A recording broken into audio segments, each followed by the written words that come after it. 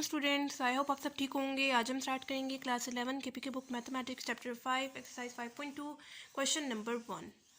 तो ये question start करने से पहले हम लोग कुछ कॉन्सेप्ट ले लेते हैं ताकि ये क्वेश्चन सही से हमें समझ में आ जाए।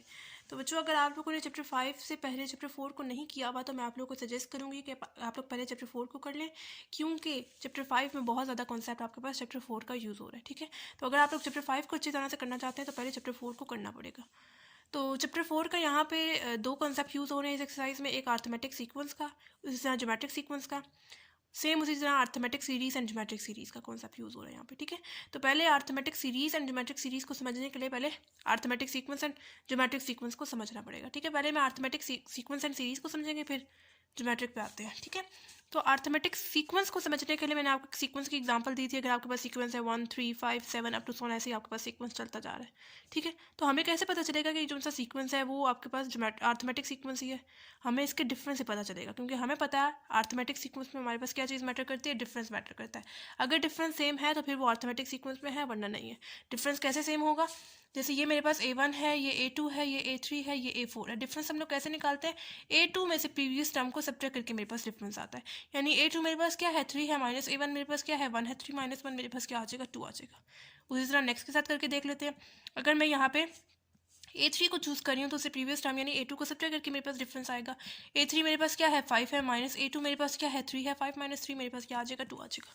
ठीक है, तो आप लोग यहाँ पे चेक कर सकते हैं आपके पास डिफरेंस सेम आ रहा है। तो जब आपके पास कंसेक्टिव नंबर्स के दरम्यान में डिफरेंस सेम आ रहा होता है तो फिर वो सीक्वेंस कौन सा सीक्वेंस कहलाता है? अर्थमेटिक सीक्वेंस कहलाता है। ठीक है, अर्थमेटिक सीक्वेंस में आप लोगों ने उसकी एक जनरल टर्म पढ़ी थी, जनरल फॉर्मूला पढ़ा था उसका, an is equal to A1 plus n-1 d।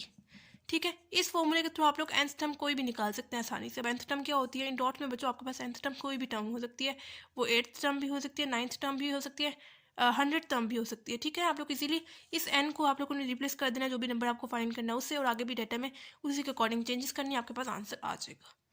ठीक है, उसी के साथ आप लोगों ने पढ़ा था अर्थमेटिक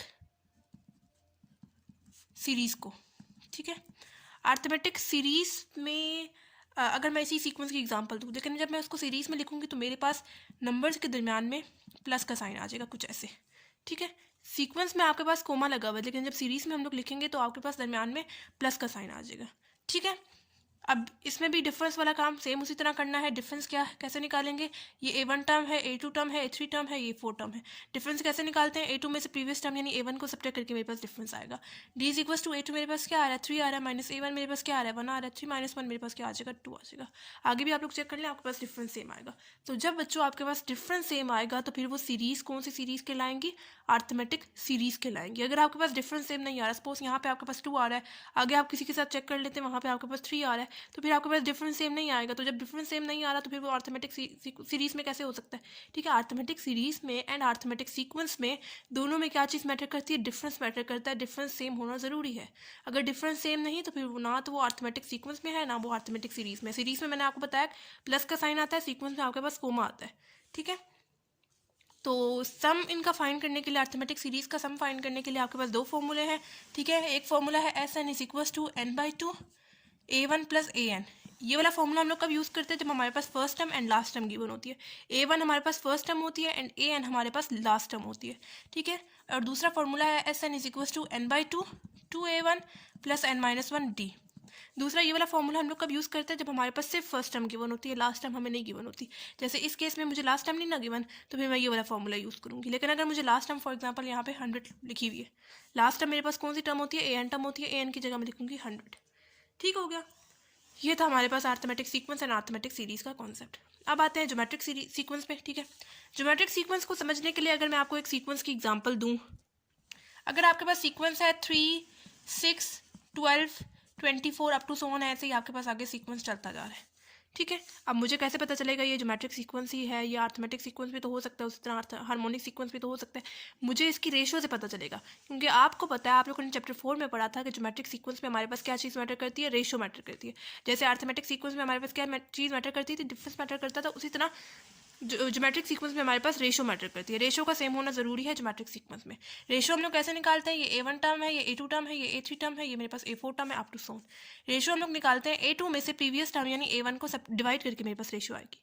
यानी A2 मेरे पास क्या है 6 है, डिवाइडेड बाई A1 मेरे पास क्या है 3 है, एंड ये मेरे पास कटिंग होके क्या आंसर आ गया 2 आ गया। आगे भी आप लोग चेक कर लें, आपके पास रेशो सेम आएगी। अगर मैं यहाँ पे A3 को चूज़ कर रही हूँ तो उससे प्रीवियस टर्म यानी A2 को डिवाइड करके मेरे पास रेशो आएगी। A3 मेरे पास क्या है 12 है, डिवाइडेड बाई A2 मेरे पास क्या है 6 है, 6 1 एंड 6 2 12। यहाँ पे भी मेरे पास रेशो सेम आ रही है। तो जब बच्चों आपके पास रेशो सेम आएगी तो फिर वो सीक्वेंस कौन सा सीक्वेंस कहलाएगा, ज्योमेट्रिक सीक्वेंस कहलाएगा। ठीक है, उसी तरह जैसे यहाँ पे आप लोगों ने जनरल फॉर्मूला पढ़ा था अर्थमेटिक सीक्वेंस का, AN is equal to A1 plus N minus 1 D। Geometric sequence का भी एक उसका जनरल फॉर्मूला है, AN is equal to A1 R to power N minus 1। इस फॉर्मूले के थ्रू आप लोग अगेन कोई भी nth टर्म निकाल सकते हैं ज्योमेट्रिक सीक्वेंस में जो होगी। ठीक है, कैसे, अगर मुझे निकालनी है A 9th term, simply n को रिप्लेस करूंगी 9 से। A1 सीक्वेंस की फर्स्ट टर्म A1 होती है, R रेशो मैंने आपको बता दिया कैसे निकाल लेंगे। n को जिस चीज़ से यहाँ पे रिप्लेस करेंगे आगे भी आप लोगों ने उसी चीज़ से रिप्लेस करना है, आपके पास आंसर सिंपल आ जाएगा। ठीक है, ये था हमारे पास ज्योमेट्रिक सीक्वेंस। उसके बाद था हमारे पास ज्योमेट्रिक सीरीज। ज्योमेट्रिक सीरीज को अगर समझने के लिए मैं इसी सीक्वेंस की एग्जांपल लूँ, लेकिन जब मैं उसको सीरीज में लिखूंगी तो मेरे दरमियान में नंबर्स के दरमियान में कौन सा साइन लगाऊंगी, प्लस का साइन लगाऊंगी, कुछ ऐसे। ठीक है, अब ये मेरे पास ज्योमेट्रिक सीरीज में आ गया। ज्योमेट्रिक सीरीज में भी सेम उसी तरह रेशो मैटर करेगी। कैसे रेशो मैटर करेगी, A1 टर्म है, A2 टर्म है, A3 टर्म है, ये A4 टर्म है। रेशो कैसे निकालेंगे, A2 में से प्रीवियस टर्म यानी A1 को डिवाइड करके मेरे पास रेशो आएगी। A2 मेरे पास क्या आ रहा है 6 डिवाइडेड बाई A1 मेरे पास क्या आ रहा है 3 आ रहा है। 3 1 एंड 3 2 6। यहाँ पे भी आप लोग चेक कर लें, आगे भी चेक कर लें, आपके पास रेशो सेम आएगी। ठीक है, तो ज्योमेट्रिक सीरीज में भी आपके पास क्या चीज़ मैटर करती है, रेशो मैटर करती है। रेशो का सेम होना जरूरी है। सीरीज में एंड सीक्वेंस में क्या फ़र्क है, सीक्वेंस में आपके पास कोमा दरमियान में लग रहा होता है, जबकि सीरीज में आपके पास कंसेक्टिव नंबर्स के दरमियान में प्लस का साइन ऐसे ऐसे लग रहा होता है। ठीक है, आप 2 ऐसे। तो रेशो ज्योमेट्रिक सीरीज में भी आपके पास क्या चीज़ मैटर करती है, रेशो मैटर करती है, बिल्कुल उसी तरह जैसे ज्योमेट्रिक सीक्वेंस में आपके पास रेशो मैटर करती है। ठीक है, अब इसका भी सम फाइंड करने के लिए आपके पास दो फॉर्मूले हैं। एक है SN is equal to A1 R to power N नीचे -1 डिवाइडेड बाय R -1, और दूसरा फॉर्मूला है आपके पास SN is equal to A1 1 minus R to power N divided by 1 minus R। ये वाला हम लोग फॉर्मूला कब यूज़ करते हैं, जब रेशो यानी आर की वैल्यू हमारे पास 1 से बड़ी आती है, और ये वाला फॉर्मूला कब यूज़ करते हैं, जब रेशो यानी आर की वैल्यू हमारे पास 1 से छोटी आती है। ठीक है, मतलब यहाँ पे 1 की वैल्यू रेशो की वैल्यू 1 से बड़ी है, तो यहाँ पे 1 की वैल्यू रेशो से बड़ी है। ठीक है, मतलब रेशो की वैल्यू 1 से बड़ी कैसे, 1 से बड़े कौन से नंबर होते हैं 2 3 4 5, जैसे ये रेशो मेरे पास 2 आ रही है ना, तो 1 से बड़ी है, मैं ये वाला फॉर्मूला यूज़ करूँगी। लेकिन अगर मेरे पास 1 से छोटे नंबर कौन से हैं, 0.5 हो गया, 0.75 हो गया, ये जितने भी नेगेटिव नंबर है मेरे पास 1 से छोटे हैं ना, तो फिर मैं ये वाला फॉर्मूला यूज़ करूँगी। ठीक हो गया। एक और फॉर्मूला भी आप लोगों ने ज्योमेट्रिक सीरीज में पढ़ा था। अब देखें यहाँ पे मैंने मेरे पास सीरीज चलती जा रही है, मैंने लास्ट टाइम यहाँ पे आपको नहीं बताई भी।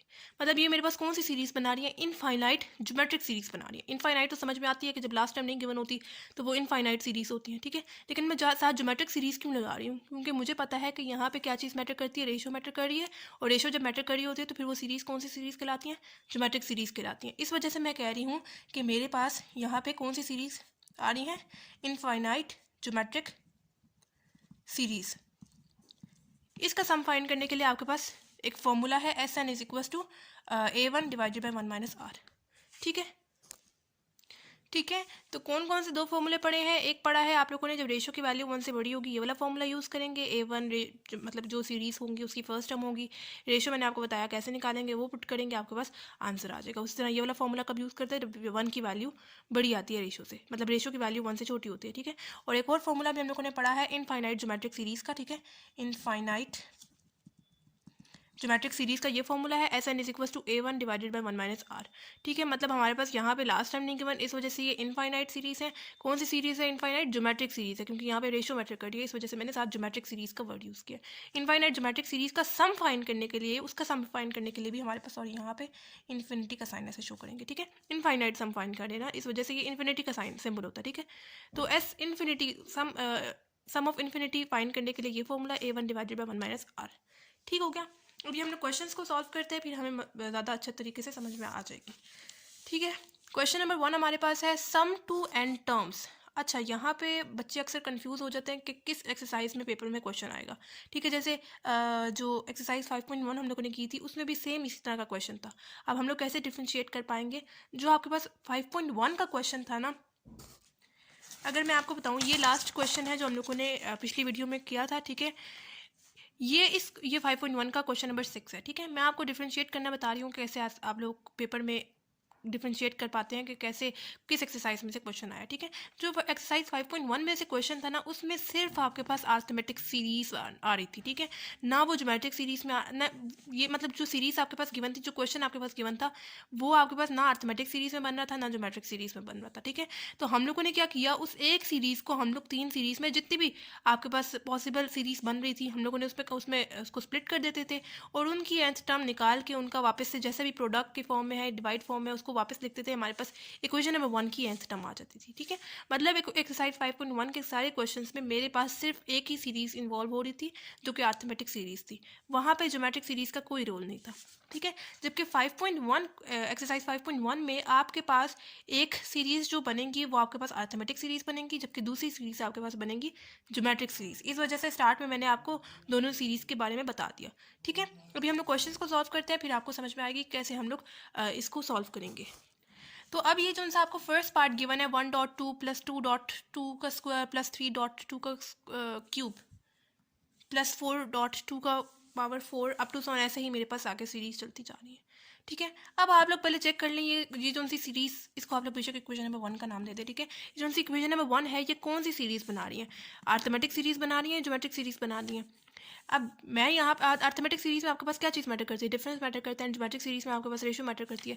अब ना ये मेरे पास अरिथमेटिक सीरीज में आ रहा है, ना मेरे पास ये ज्योमेट्रिक सीरीज में आ रहा है, अगर मैं पूरी इक्वेशन नंबर 1 के साथ इसको देख रही हूँ, ठीक है। तो मैं क्या कर रही हूँ, मैं इसको 2 सीरीज में स्प्लिट करके लिख रही हूँ। कैसे स्प्लिट करके लिख रही हूँ, यानी जो डॉट है ना, डॉट का मतलब होता है प्रोडक्ट, इससे पहले वाली वैल्यू, यानी ये मेरे पास कौन सी वैल्यू है, A1 है, ये मेरे पास A2 है, ये A3 है, ये A4 है, अप टू सोन ऐसे ही आपके पास A5 है, A6 ऐसे ही चलती जाएंगी, ठीक है। तो मैं क्या कर रही हूँ, मैं A1 की फर्स्ट टर्म मतलब मैं लिख रही हूँ 1, उसी तरह A2 की फर्स्ट टर्म यानी +2, A3 की फर्स्ट टर्म +3, A4 की फर्स्ट टर्म +4, उसी तरह आगे वाली मेरे पास कौन सी वैल्यू होगी, अगर मैं इसको इसी को देखते हुए बनाऊँ, 1 आ रहा है, 2 आ रहा है, 3 आ रहा है, 4 आ रहा है, यहाँ पे 5 आएगा, ठीक है। तो उसी तरह A5 की फर्स्ट टर्म डॉट से पहले वाली टर्म, ठीक है, मैंने लिख दी। अप टू सोन ऐसे ही मेरे पास सीरीज चलती जाएंगी, ठीक है। मैंने क्या किया, मेरे पास A1 A2 A3 A4 A5 थी, मैंने उसको 2 सीरीज में मैं यहाँ पे स्प्लिट करना चाह रही हूँ।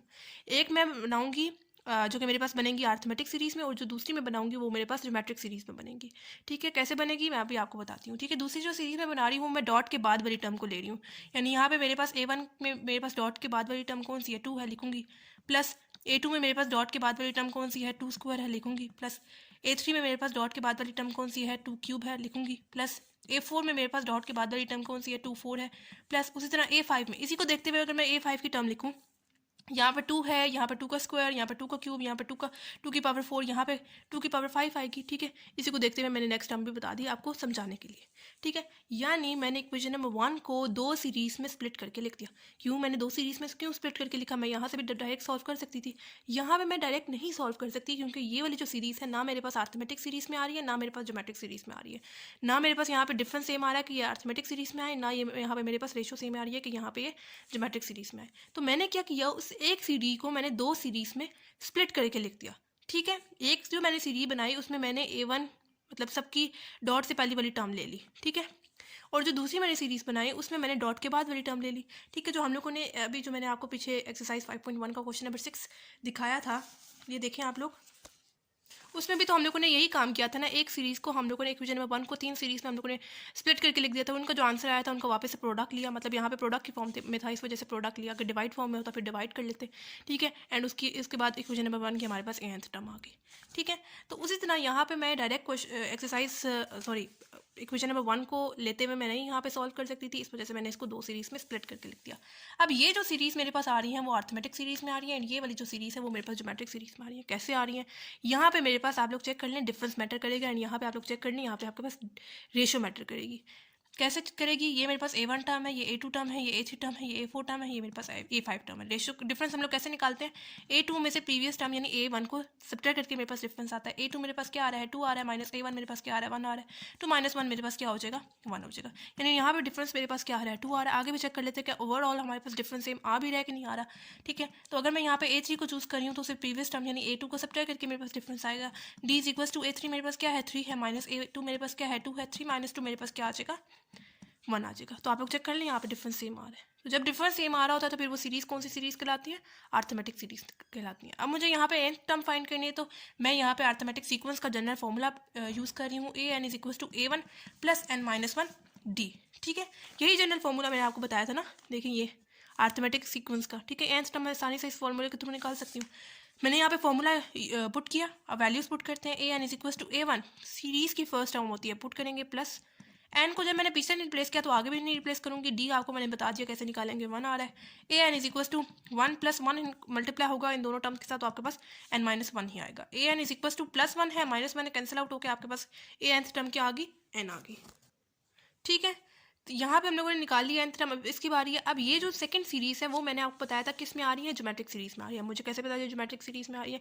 क्योंकि यहाँ पे मेरे पास रेशियो मैटर कर रही होगी। कैसे? ये मेरे पास a1 टर्म है, ये a2 टर्म है, ये a3 टर्म है, ये a4 टर्म है, ये मेरे पास a5 टर्म है। रेशियो हम लोग कैसे निकालते हैं? a2 में से प्रीवियस टर्म यानी a1 को सब डिवाइड करके मेरे पास रेशियो आती है। a2 मेरे पास क्या आ रहा है, 2 की पावर 2 डिवाइडेड बाय a1 मेरे पास क्या आ रहा है, 2 की पावर 1 ना, मतलब यहाँ पे 1 है पावर। ठीक है, तो ये वाली जो पावर 1 है वो इस 2 के साथ कैंसिल आउट होकर मेरे पास क्या आ गई, रेशियो 2 आ गई। ठीक है, और अगर हम लोग मजीद आगे किसी और नंबर के साथ चेक कर लेते हैं क्या ओवरऑल हमारे पास रेशियो सेम आ भी रही है कि नहीं आ रही है। अगर मैं यहाँ पे a3 को चूज़ कर रही हूँ तो उससे प्रीवियस टर्म यानी a2 को डिवाइड करके मेरे पास रेशियो आएगी। a3 मेरे पास क्या है, 2 की पावर 3 डिवाइडेड बाई a2 की पावर, a2 की वैल्यू मेरे पास क्या है, 2 की पावर 2। पावर 2 पावर 3 के साथ कैंसिल आउट होकर मेरे पास आंसर क्या आ गया, 2 आ गया। तो यहाँ पे आप लोग चेक कर सकते हैं, आपके पास यहाँ पे रेशियो सेम आ रही है। तो जब आपके पास रेशियो सेम आ रही होती है तो फिर वो सीरीज़ कौन सी सीरीज़ कहलाती है, ज्योमेट्रिक सीरीज़ कहलाती है। अब मुझे यहाँ पे फाइंड करनी है इसकी भी nth टर्म। तो ये इसकी nth टर्म हम लोग कैसे फाइंड कर सकते हैं? आज ज्योमेट्रिक सीक्वेंस का आपको जनरल फॉर्मूला पता है, इस फॉर्मूले में हम लोग वैल्यूज पुट करते हैं, मेरे पास इसकी nth टर्म आ जाएगी। an is equal to a1 series की या सीक्वेंस की फर्स्ट टर्म होती है क्या है, 2। ठीक है, उसके बाद रेशियो मैंने आपको बताया कैसे निकालते हैं, 2 आ रही है। ठीक है, रेशियो भी, उसके बाद n-1 ऊपर एज इट इज़। ठीक है, ये हो जाएगा an इज इक्वल टू, इस 2 की पावर क्या है, 1 है। और आपको पता है जब बेसिस सेम हो जाती हैं तो फिर पावर्स ऐड हो जाती हैं। यानी मैं लिख रही हूँ यहाँ पे एक दफ़ा 2, मतलब बेसिस सेम है ना, इस वजह से पावर्स ऐड होगी। यहाँ पे इसकी पावर क्या थी, 1 है, प्लस हो जाएगा n-1। ठीक है, बेसिस सेम होंगी तो पावर्स ऐड हो जाएंगी ना, इसकी पावर 1 थी प्लस ये आ गया n-1 एज इट इज़ आ जाएगा। ठीक है, ये +1 है, ये -1 है, कैंसिल आउट होकर मेरे पास nth टर्म क्या आ गई इसकी, 2 पावर n। ठीक है, यानी अब जो मैंने एक सीरीज़ को यानी इक्वेशन नंबर 1 को जो मैंने 2 सीरीज़ में स्प्लिट करके लिखा था उनका मैं वापस से प्रोडक्ट ले लूँगी। यानी यहाँ पे मेरे पास क्या आ रही है, n आ रही है, डॉट मैं यहाँ पे लिख रही हूँ 2n। ठीक है, एंड ये आ गई मेरे पास इक्वेशन नंबर 1 की nth टर्म। ठीक है, ठीक है, आप लोगों ने इस चीज़ का ध्यान रखना है कि जो चीज़ पहले जो मतलब ये देखें डॉट से पहले वाली वैल्यूज़ की हम लोगों ने यहाँ पे सीरीज़ बनाई थी ना, उसके बाद डॉट के बाद वाली टर्म की हम लोगों ने यहाँ पे सीरीज़ बनाई थी। डॉट से पहले वाली टर्म पहले ही आनी चाहिए और nth टर्म उसकी, और डॉट के बाद वाली nth टर्म आपके पास बाद में आनी चाहिए।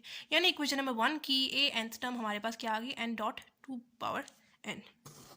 ठीक है, अच्छा अब आप लोग बेशक ना इस इक्वेशन नंबर 1 को बेशक s के इक्वल लेट कर लें। मतलब मैं इक्वेशन नंबर 1 को यहाँ पे दोबारा लिख रही हूँ, s के इक्वल लेट कर लिया। इक्वेशन नंबर 1 क्या थी, 1 dot 2 plus 2 dot 2 power 2 plus 3 dot 2 power 3 plus 4 dot 2 power 4 up to सोन, ऐसे ही मेरे पास चलती जा रही हैं। और लास्ट टर्म मैंने निकाल ली है, आपको पता है ना लास्ट टर्म होती है क्या, निकाली है मैंने n डॉट 2 पावर n निकाल ली। ठीक है, अब आप लोगों ने क्या करना है, पहले आप लोगों ने ये इसकी nth टर्म निकाल दी, यहाँ पे पुट कर दी। ठीक है, दोबारा से इक्वेशन नंबर 1 लिखते हुए आप लोगों ने उसकी nth टर्म यहाँ पे पुट कर देनी है। अब जो आप लोगों ने nth टर्म निकाली है उससे एक प्रीवियस टर्म भी आप लोगों ने निकाल लेनी है। ठीक है, nth टर्म पुट कर दी, उससे एक प्रीवियस टर्म भी आप लोगों ने निकाल लेनी है। प्रीवियस टर्म हम लोग कैसे निकालेंगे, सिंपल आप लोगों ने क्या करना है, n से पिछली टर्म कौन सी होगी, मतलब देखें यहाँ पे मेरे पास 0 है ना, 0 से अगली टर्म कौन सी होगी, 1 होगी, एंड 0 से पिछली टर्म मेरे पास कौन सी होगी, -1 होगी। ठीक है, तो आप लोगों ने सिंपली क्या करना है, इस nth टर्म से पिछली टर्म लेने के लिए आप लोगों ने सिंपली n को रिप्लेस कर देना है n-1 से। ठीक है, यानी मेरे पास यहाँ पे क्या है, n डॉट 2 पावर n है ना, मैं सिंपली n को रिप्लेस कर दी हूँ n-1 से। ठीक है, n2 यहाँ पे भी n यूज़ हो रहा है, n-1, तो सिंपल मेरे पास इससे प्रीवियस टर्म ये आ गई। ठीक है, सिंपल ही आप लोगों ने n को किस चीज़ से रिप्लेस कर देना है, n-1 से रिप्लेस कर देना है। मेरे पास ये आ गई, मैंने सिंपल यहाँ पे ये मेरे पास nth टर्म थी, मैंने n की जगह लिख दिया n-1, आगे भी मेरे पास n था, वहाँ पर भी मैंने n-1 लिख दिया। तो मेरे पास इससे प्रीवियस टर्म क्या आ गई, n-1 2 पावर n-1। ठीक है, ये मेरे पास nth टर्म है और उससे प्रीवियस टर्म भी आप लोगों ने निकाल लेनी है। मैंने निकाल ली, मेरे पास ये आ गया, सिंपली मैंने n को रिप्लेस कर दिया था किस चीज़ से, n-1 से, तो मेरे पास प्रीवियस टर्म आ गई। अब आप लोग बेशक इसको इक्वेशन नंबर 1 कह लें या 2 कह लें। ठीक है, क्योंकि हम लोगों ने यहाँ पे मैंने आपको समझाने के लिए इक्वेशन नंबर 1 कहा था, यहाँ पे आप लोग बेशक इक्वेशन नंबर 2 कर लें। ठीक है, कोई मसला नहीं। सिंपल अभी तक हम लोगों ने क्या किया, एक सीरीज़ को इक्वेशन नंबर 1 को हम लोगों ने 2 सीरीज़ में स्प्लिट करके लिखा। दो इसको आप लोग बेशक इक्वेशन नंबर 2 कर लें ताकि आप लोग कंफ्यूज ना हो। इक्वेशन नंबर 1 को हम लोगों ने 2 सीरीज़ में स्प्लिट करके लिखा। उन दोनों की जो nth टर्म, एक मेरे पास अरिथमेटिक सीरीज़ में आ रही थी और एक मेरे पास ज्योमेट्रिक सीरीज़ में आ रही थी। दोनों का जो आंसर nth टर्म आ गई, उनको मैंने वापस प्रोडक्ट लिया उनका, ठीक है, क्योंकि वो प्रोडक्ट में फॉर्म में था, इस वजह से प्रोडक्ट लिया। nth टर्म मेरे पास आ गई। फिर मैंने दोबारा से इक्वेशन नंबर 1 को ही लिखा, मैंने उसको लेट कर लिया किस चीज़ के इक्वल, एस के इक्वल सम है ना, एस के इक्वल लेट कर लिया और nth टर्म मैंने यहाँ पे लिख दिया। अब मैंने जो nth टर्म निकाली है उसे एक प्रीवियस टर्म भी मुझे निकालनी थी, मैंने यहाँ पे निकाल के लिख दी, ठीक है। अब मैंने इसको इक्वेशन नंबर 2 का नाम दे दिया, ठीक है। इससे जो नेक्स्ट स्टेप है वो क्या है कि आप लोगों ने इक्वेशन नंबर 2 को, ये जो सी इक्वेशन नंबर 2 है जिसमें आप लोगों ने nth टर्म और उससे प्रीवियस टर्म को लिखा है, उसको आप लोगों ने मल्टीप्लाई कर देना है रेशो से। रेशो कौन सी है? रेशो आप लोगों ने क्या निकाली थी? ये निकाली थी ना रेशो, इससे आप लोगों ने मल्टीप्लाई कर देना है, ठीक है। तो लिखते हैं यहाँ पे मल्टीप्लाई इक्वेशन 2/2, ठीक है। इक्वेशन 2 को हम लोगों ने 2 से मल्टीप्लाई कर देना है क्योंकि रेशो हमारे पास क्या आ रही है, 2 आ रही है, ठीक है। कॉमन रेशो से आप लोगों ने मल्टीप्लाई कर देना है, दोनों तरफ मल्टीप्लाई करना है। ये इसके साथ भी मल्टीप्लाई होगा, आपके पास 2s आ जाएगा और यहाँ पे मैं 2 लिख रही हूँ और आगे पूरी इक्वेशन नंबर 1 यानी 1.2 plus 2.2 square plus 3.2 cube plus 4.2 power 4 up to सोन, ऐसे ही मेरे पास n-1 2 n-1.n.2 पावर n, ठीक है। सॉरी यहाँ पे प्लस आएगा, मतलब ये मेरे पास nth टर्म है, उससे प्रीवियस टर्म है, तो दरम्यान में प्लस का साइन आएगा, ठीक है। तो यहाँ तक हम लोगों ने कॉमन रेशो को मल्टीप्लाई कर दिया, सिर्फ ब्रैकेट के बाहर लिखा है, नेक्स्ट स्टेप में मल्टीप्लाई करेंगे। अब आप लोगों ने मल्टीप्लाई ध्यान से करना है, ये 1 एज इट इज आ जाएगा, ये जो सा 2 है रेशो जो है वो रेशो के साथ ही मल्टीप्लाई होगी, यानी 2 यहाँ की इसकी पावर क्या है 1 है और 2 की पावर क्या है 1 है, 2 मल्टीप्लाई 2 ऐसे होगा ना, 1.2 मल्टीप्लाई 2 हो जाएगा, इसकी पावर भी 1 है और इसकी पावर भी 1 है, तो मैं क्या लिख सकती हूँ 1 प्लस 1 मेरे पास क्या हो जाएगा 2 हो जाएगा ना, मतलब बेसिस सेम हो जाएगी, पावर ऐड हो जाएंगी, आपको पता है। इस 2 की पावर क्या है 1 है और 2 की पावर क्या है 1 है, जब मल्टीप्लाई होंगे बेसिस सेम हो जाएंगी, पावर ऐड हो जाएंगी, यानी मैं लिख रही हूँ 2। उसी तरह प्लस ये वाला 2 एज इट इज आ जाएगा, डॉट इस 2 के साथ आप लोगों ने इस 2 को मल्टीप्लाई करना है, इसकी पावर क्या है 2 है और उसकी पावर क्या है 1 है, बेसिस सेम हो जाएंगी, आपके पास क्या हो जाएंगी पावर्स ऐड हो जाएंगी, यानी 2 1 है और ये 2 की पावर 2 है, आपके पास ऐसे हो जाएगा ना 2 की पावर 1 एंड 2 की पावर 2, बेसिस सेम है, पावर्स क्या हो जाएंगी ऐड हो जाएंगी, यानी क्यूब आ जाएगा, ठीक है ऐसे। उसी तरह प्लस ये 3 एज इट इज आ जाएगा, डॉट इस 2 की पावर क्या है क्यूब है और इसकी पावर क्या है 1 है, बेसिस सेम हो जाएंगी, पावर्स ऐड हो जाएंगी, यानी 4 आ जाएगा। प्लस उसी तरह 4 है, डॉट 2 की पावर 4 है, इसकी पावर 4 है और 2 की पावर क्या है 1 है, 4 + 1 आपके पास क्या हो जाएगा 5 हो जाएगा, अप टू सोन ऐसे ही मेरे पास यहाँ पे n-1 एज इट इज, ये 2 है, n-1 इसकी पावर पहले वाली है, ये वाला जब 2 इसके साथ आके मल्टीप्लाई होगा, इसकी पावर क्या है 1 है और इसकी पावर क्या है n-1 है, जब ऐसे होगा इस 2 की पावर n-1 है और दूसरा 2 आकर इसके साथ मल्टीप्लाई होगा, यानी ऐसे बेसिस सेम हो जाएंगी, आपके पास पावर्स ऐड हो जाएंगी ऐसे करके, ठीक है। तो मैं यहाँ पे लिख रही हूँ n-1, ये वाला पावर ऐड होगी तो आपके पास +1 आ जाएगा, ठीक है। उसी तरह plus n as it is -2 है, इसकी पावर क्या है n है और ये वाला जब 2 इसके साथ आकर मल्टीप्लाई होगा तो क्या हो जाएगा +1 हो जाएगा, बेसिस सेम हो जाएंगी तो पावर्स ऐड हो जाएंगी, ठीक है। आई होप यहाँ तक आप लोगों को समझ आ गया होगा। अब हम लोग थोड़ा सा इसको मजीद सिंप्लीफाई कर लेते हैं, 1.2 की पावर 2 प्लस 2.3 की पावर 3 प्लस 3.2 की पावर 4 प्लस 4.2 की पावर 5 अप टू सोन, ऐसे ही n-1 एंड 2 -1 + 1 कैंसिल आउट हो गया, मेरे पास सिंपल क्या आ गया n आ गया, उस तरह प्लस n.2 n+1 आ गया, ठीक है। अब हम लोगों ने कॉमन रेशियो को भी मल्टीप्लाई कर दिया, उससे क्या अब उसके बाद क्या करना है, रेशियो को मल्टीप्लाई कर दिया, अब आप लोग बेशक इसको इक्वेशन नंबर 3 का नाम दे दें, ठीक है। अब आप लोगों ने सब्ट्रैक्ट कर लेना है इक्वेशन 1 और 2 को, ठीक है। इक्वेशन नंबर 2 एंड 3 को, इक्वेशन नंबर 2 ये है एंड इक्वेशन नंबर 3 ये है, आप लोगों ने सब्ट्रैक्ट कर लेना है और ध्यान रखना है कि आप लोगों ने मतलब क्यूब स्क्वायर को स्क्वायर के साथ, क्यूब को क्यूब के साथ, पावर 4 को पावर 4 के साथ, ऐसे ही करके इनके पेयर्स बना के इनको कॉमन लेके आप लोगों ने सब्ट्रैक्ट करना है। अभी हम लोग करते हैं तो आपको सही से समझ में आ जाएगी। यानी यहाँ पे मैं लिख रही हूँ s - 2s, मतलब इक्वेशन नंबर 1 ये, इक्वेशन नंबर 2 ये है एंड इक्वेशन नंबर 3 मेरे पास ये है, ठीक है। s माइनस सब्ट्रैक्ट करना है ना -2s ये वाला इज इक्वल टू 1.2 मेरे पास एज इट इज आ जाएगा, क्योंकि इसके साथ का पेयर यहाँ पे है ही नहीं ना, 1.2 है यहाँ पे, तो कोई मतलब पावर इसकी पावर क्या है 2 की पावर 1 है ना, यहाँ पे तो कोई 2 की पावर 1 वाला है ही नहीं नंबर, तो 1.2 मेरे पास एज इट इज आ जाएगा। प्लस यहाँ पे मैं लिख रही हूँ 2 की पावर 2 माइनस 1.2 की पावर 2, ठीक है। मतलब मेरे पास यहाँ पे स्क्वायर वाली वैल्यू थी और यहाँ पे भी स्क्वायर वाली वैल्यू, तो दोनों को मैं सब्ट्रैक्ट कर रही हूँ, ठीक है। तो मैंने यहाँ पे लिख दिया 2.2 की पावर 2 माइनस 1.2 की पावर 2, ठीक है।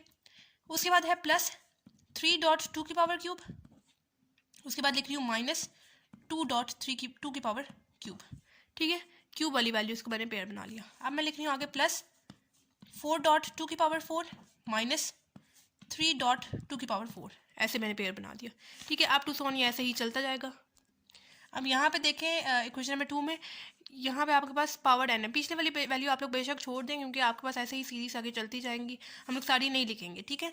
तो यहाँ पे क्या है मेरे पास n डॉट 2 की पावर n, और यहाँ पे मेरे पास इक्वेशन नंबर 3 में ही उसका पेयर बना हुआ है n minus 2 to power n यहाँ पे भी और 2 पावर n यहाँ पे भी, तो इनका पेयर बनेगा, यानी मैं लिख रही हूँ n डॉट 2 पावर n, ठीक है, minus n minus 1 2 power n, ऐसे ही बनेगा ना, ठीक है।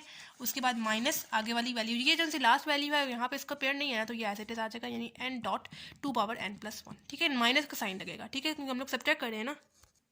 अब हम लोग कर लेते हैं सब्ट्रैक्ट। इन दोनों में से मैं क्या चीज़ कॉमन ले सकती हूँ, यहाँ पे भी ऐसे और यहाँ पे भी ऐसे, तो मैं s यहाँ से कॉमन ले लेती हूँ। अंदर मेरे पास क्या रह जाएगा 1 माइनस 2 रह जाएगा, ठीक है। ऐसे मतलब यहाँ पे मेरे पास 2 s थे ना, यहाँ पे भी s था और यहाँ पे भी s था, मैंने एक बार एक s लीस्ट पावर s की कॉमन ले ली। अंदर मेरे पास यहाँ पे क्या रह गया 1 रह गया, माइनस यहाँ पे क्या रह गया 2s रह गया, ठीक है। या यहाँ से आप लोग डायरेक्ट माइनस कर लें, s माइनस 2s कर लें, ठीक है। तो s माइनस 2s आपके पास क्या आ जाएगा, माइनस s आ जाएगा, ठीक है, is equals to 1 dot 2 as it is आ जाएगा। प्लस यहाँ से मैं क्या चीज़ कॉमन ले सकती हूँ, यहाँ पे भी 2 की पावर 2 है और यहाँ पे भी 2 की पावर 2 है, तो मैं यहाँ से ले रही हूँ 2 की पावर 2 को कॉमन, ठीक है। प्लस यहाँ से मैं क्या चीज़ कॉमन ले सकती हूँ, यहाँ पे भी 2 की पावर क्यूब है और यहाँ पे भी 2 की पावर 3 है, तो मैं यहाँ से 2 क्यूब बाय कॉमन ले रही हूँ। मतलब 3 माइनस 2 मेरे पास पीछे रह गया ना, मतलब मैंने यहाँ से 2 की पावर 2 कॉमन ले लिया, पीछे मेरे पास क्या रह गया, ये वाला 2 माइनस ये वाला 1, ये मैंने दोनों बार कॉमन ले लिया ना, एक दफ़ा लिख दिया बार। उस तरह यहाँ से मैंने 2 क्यूब बार कॉमन ले लिया, अंदर मेरे पास क्या रह गया 3 माइनस 2 रह गया।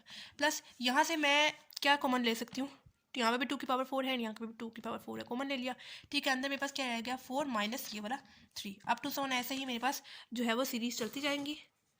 और यहाँ से अब मैं क्या कॉमन ले सकती हूँ, यहाँ पे भी 2 की पावर n है, यहाँ पे भी 2 की पावर n है, तो मैं यहाँ से 2 की पावर n को बाहर कॉमन ले रही हूँ। मतलब मैंने यहाँ से पहले आप लोगों ने ब्रैकेट लगा देनी है, पहले जो चीज़ कॉमन जा रही है वो लिख दें, और फिर जो अंदर वैल्यूज़ रह जाएंगी, यहाँ पे n रह गया माइनस n माइनस 1 पीछे रह गया, ठीक है। माइनस ये वाला n dot 2 power n minus 1 n plus 1 sorry as it is आ जाएगा, ठीक है।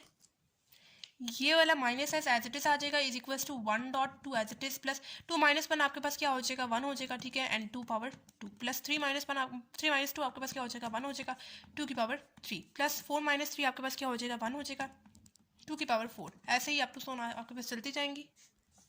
उस तरह यहाँ पे आपके पास क्या होगा n ब्रैकेट में खोल रही हूँ, ये हो जाएगा minus n and minus minus क्या हो जाएगा प्लस हो जाएगा, क्योंकि आपको पता है ब्रैकेट के बाहर जब भी नेगेटिव साइन होता है, जब हम लोग ब्रैकेट खोलते हैं तो नेगेटिव साइन अंदर मल्टीप्लाई हो जाता है। ये वाला जो ये माइनस n हो जाएगा एंड माइनस माइनस क्या हो जाएगा प्लस 1 हो जाएगा and 2 power n minus n dot 2 power n plus 1, ठीक है। आगे वाला एज इट इज आ गया। अब ये प्लस n है एंड ये माइनस n है, कैंसिल आउट होकर आपके पास यहाँ पे भी 1 आ गया। अब मैं इसको ऐसे लिखती हूँ माइनस एस 1 डॉट 2 प्लस ये वाला 1 लिखने की जरूरत तो नहीं है ना, 1 मल्टीप्लाई होगा 2 स्क्वायर के साथ तो 2 स्क्वायर आ जाएगा, 1 मल्टीप्लाई होगा 2 क्यूब के साथ तो 2 क्यूब आ जाएगा, प्लस 1 मल्टीप्लाई होगा 2 पावर 4 के साथ तो 2 पावर 4 आ जाएगा। अब टू सोन ऐसे ही 1 मल्टीप्लाई होगा 2 पावर n के साथ तो आपके पास 2 पावर n ही आ जाएगा, माइनस आगे वाला n minus n dot 2 power n plus 1 as it is आ जाएगा आपके पास, ठीक है।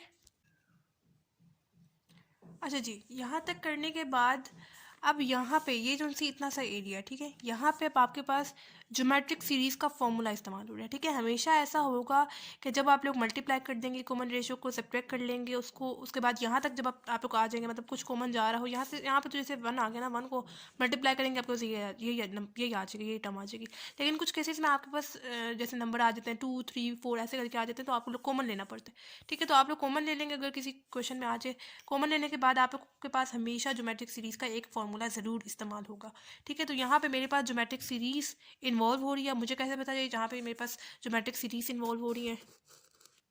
आपको पता है ज्योमेट्रिक सीरीज़ में हमारे पास क्या चीज़ मैटर करती है, रेशियो मैटर करती है, रेशियो सेम होना ज़रूरी है। ये मेरे पास A1 टर्म है, ये A2 टर्म है, ये मेरे पास A3 टर्म है, up to so on last term मेरे पास AN टर्म होती है, ठीक है।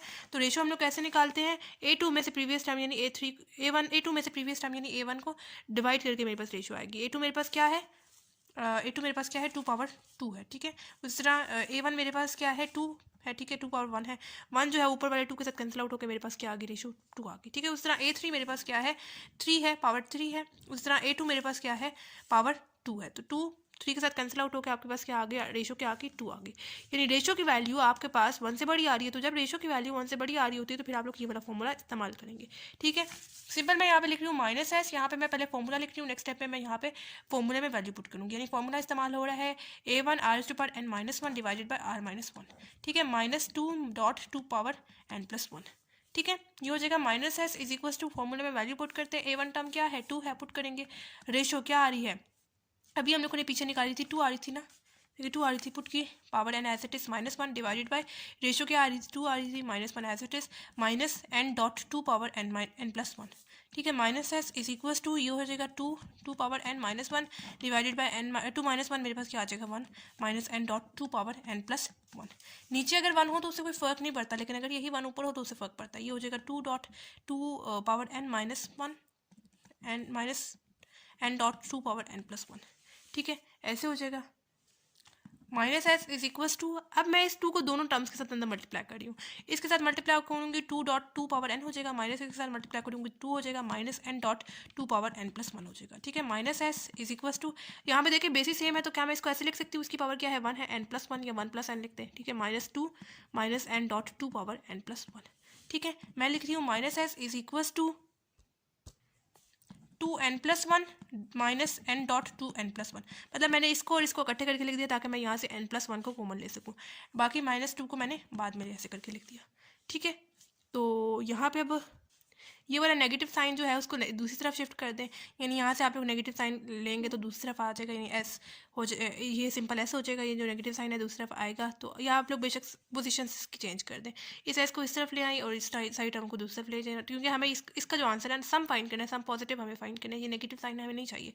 ठीक है, तो इसका नेगेटिव साइन चेंज करने के लिए, खत्म करने के लिए आप लोग पोजीशन इसकी चेंज कर दें। ठीक है, तो ये हो जाएगा सिंपल पॉजिटिव हो जाएगा, पोजीशन आप लोग बेशक इसको इस वाली साइड को इस तरफ लिखते हैं, इसको इस तरफ लिखते हैं। ठीक है, ये हो जाएगा -2 power N plus 1 plus N dot 2 power N plus 1 plus 2, मतलब जो इधर नेगेटिव है वो पॉजिटिव हो जाएंगे, जो पॉजिटिव है वो नेगेटिव हो जाएंगे।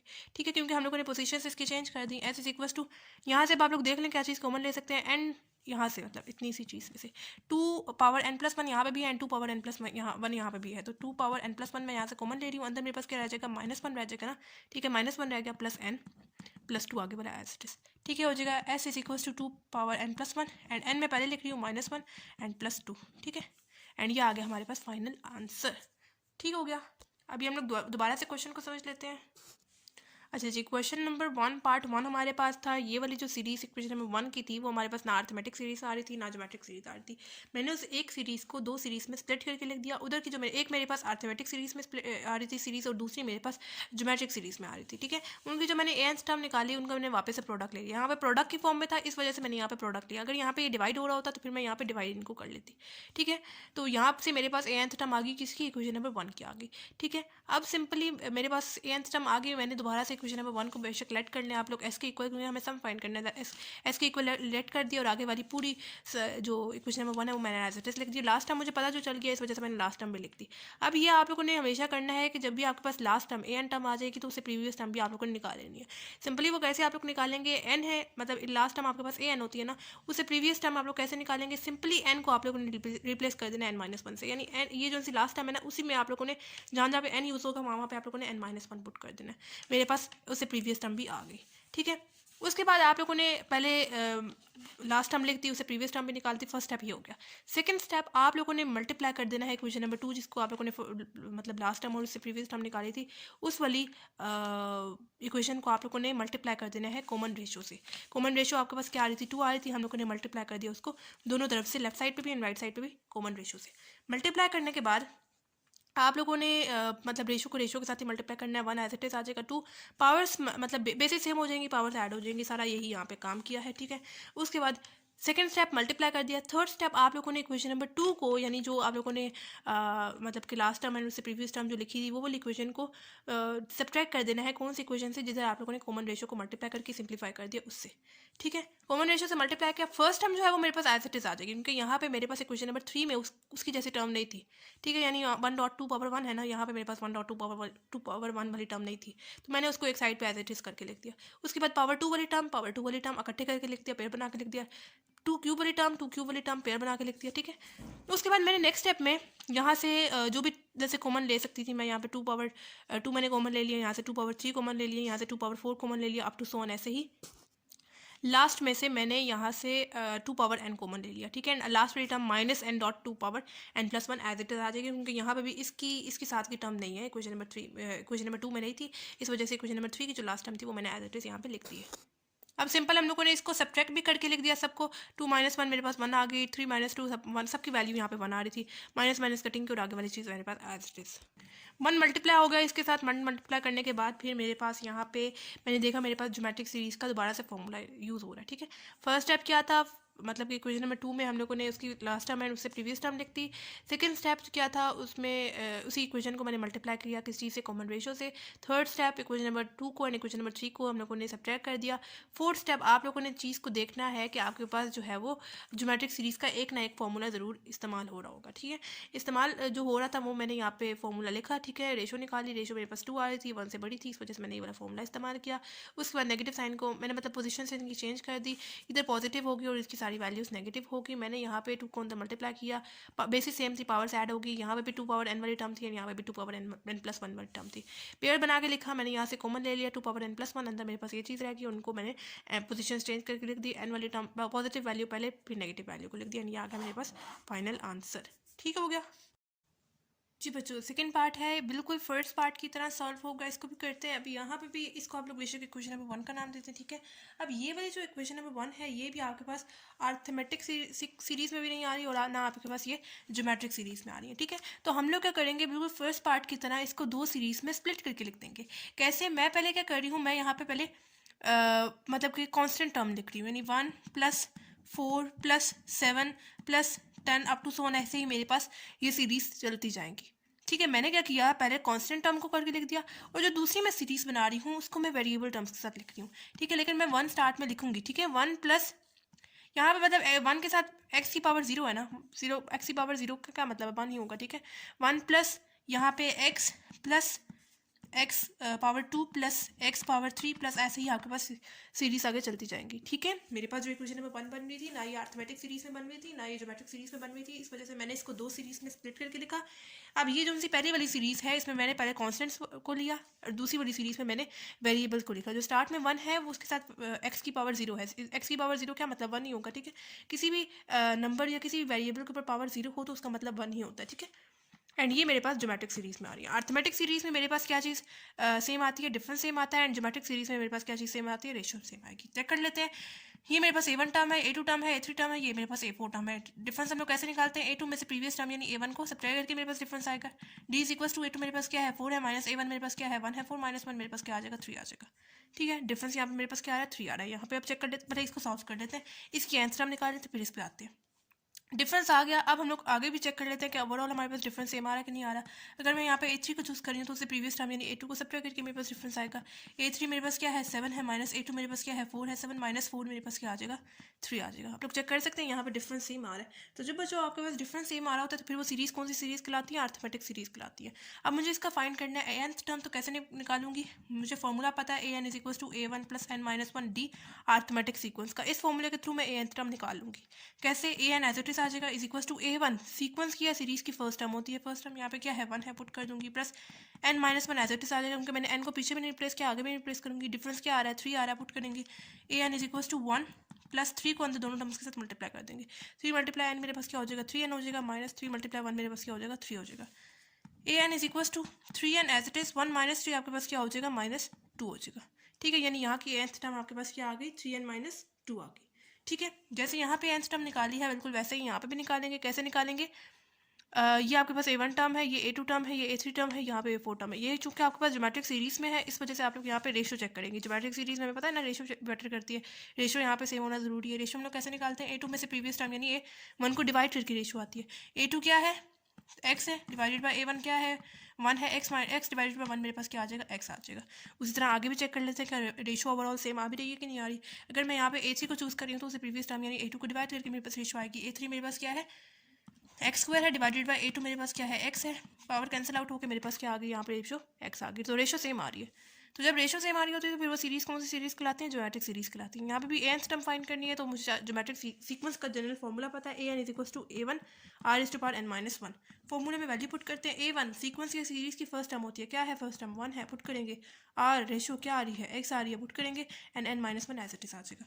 an = 1 मल्टीप्लाई x⁻n - 1 क्या हो जाएगा x⁻n - 1, ठीक है। यानी यहाँ की n टर्म मेरे पास क्या आ गई x⁻n - 1, ठीक है। अब मैं यहाँ पे लिख रही हूँ an = 3n - 2 डॉट लगाते हुए X raise to power n minus one. ये मैं क्यों लिख रही हूँ, क्योंकि मैंने इक्वेशन नंबर 1 को जो दो सीरीज़ में स्प्लिट करके लिखा था ना, बस मकसद यही था कि मेरे पास किसी तरह से nth टर्म आ जाए। इक्वेशन नंबर 1 को इस्तेमाल करते हुए मेरे पास ना वो अर्थमेटिक सीरीज़ में आ रही थी ना ज्योमेट्रिक सीरीज़ में आ रही थी, तो मैं उसको कैसे सॉल्व कर सकती थी। इस वजह से मैंने वक्ती तौर पर उसको दो सीरीज़ में स्प्लिट करके लिखा। दोनों सीरीज़ का जो आंसर आया nth टर्म दोनों की आई, मैंने उनका वापस से प्रोडक्ट ले लिया, तो वो मेरे पास इक्वेशन नंबर 1 की nth टर्म आ गई। ठीक है, ये मेरे पास अर्थमेटिक सीरीज़ में था, उसका आंसर मैंने पहले लिखा क्योंकि मैंने पहले वाली टर्म्स लिखी, यानी पहले मेरे पास कॉन्स्टेंट इस्तेमाल हो रहे हैं, उसके बाद वेरिएबल इस्तेमाल हो रहे हैं। कॉन्स्टेंट मेरे पास अर्थमेटिक सीरीज़ में आ रही थी, उसका मैंने nth टर्म लिख दिया। उसके बाद जो दूसरी मेरे पास सीरीज़ बन रही थी वो ज्योमेट्रिक सीरीज़ में आ रही थी, उसका आंसर मेरे पास ये आया और वो बाद में इस्तेमाल हो रही थी, इस वजह से मैंने इसकी वैल्यू बाद में लिखी। ठीक है, अब आप लोगों ने दोबारा से क्वेश्चन नंबर 1 को लिखना है। क्वेश्चन नंबर 1 को अब आप लोग लेट कर लें एस के इक्वल, क्योंकि सम फाइंड करना है, इस वजह से एस के इक्वल।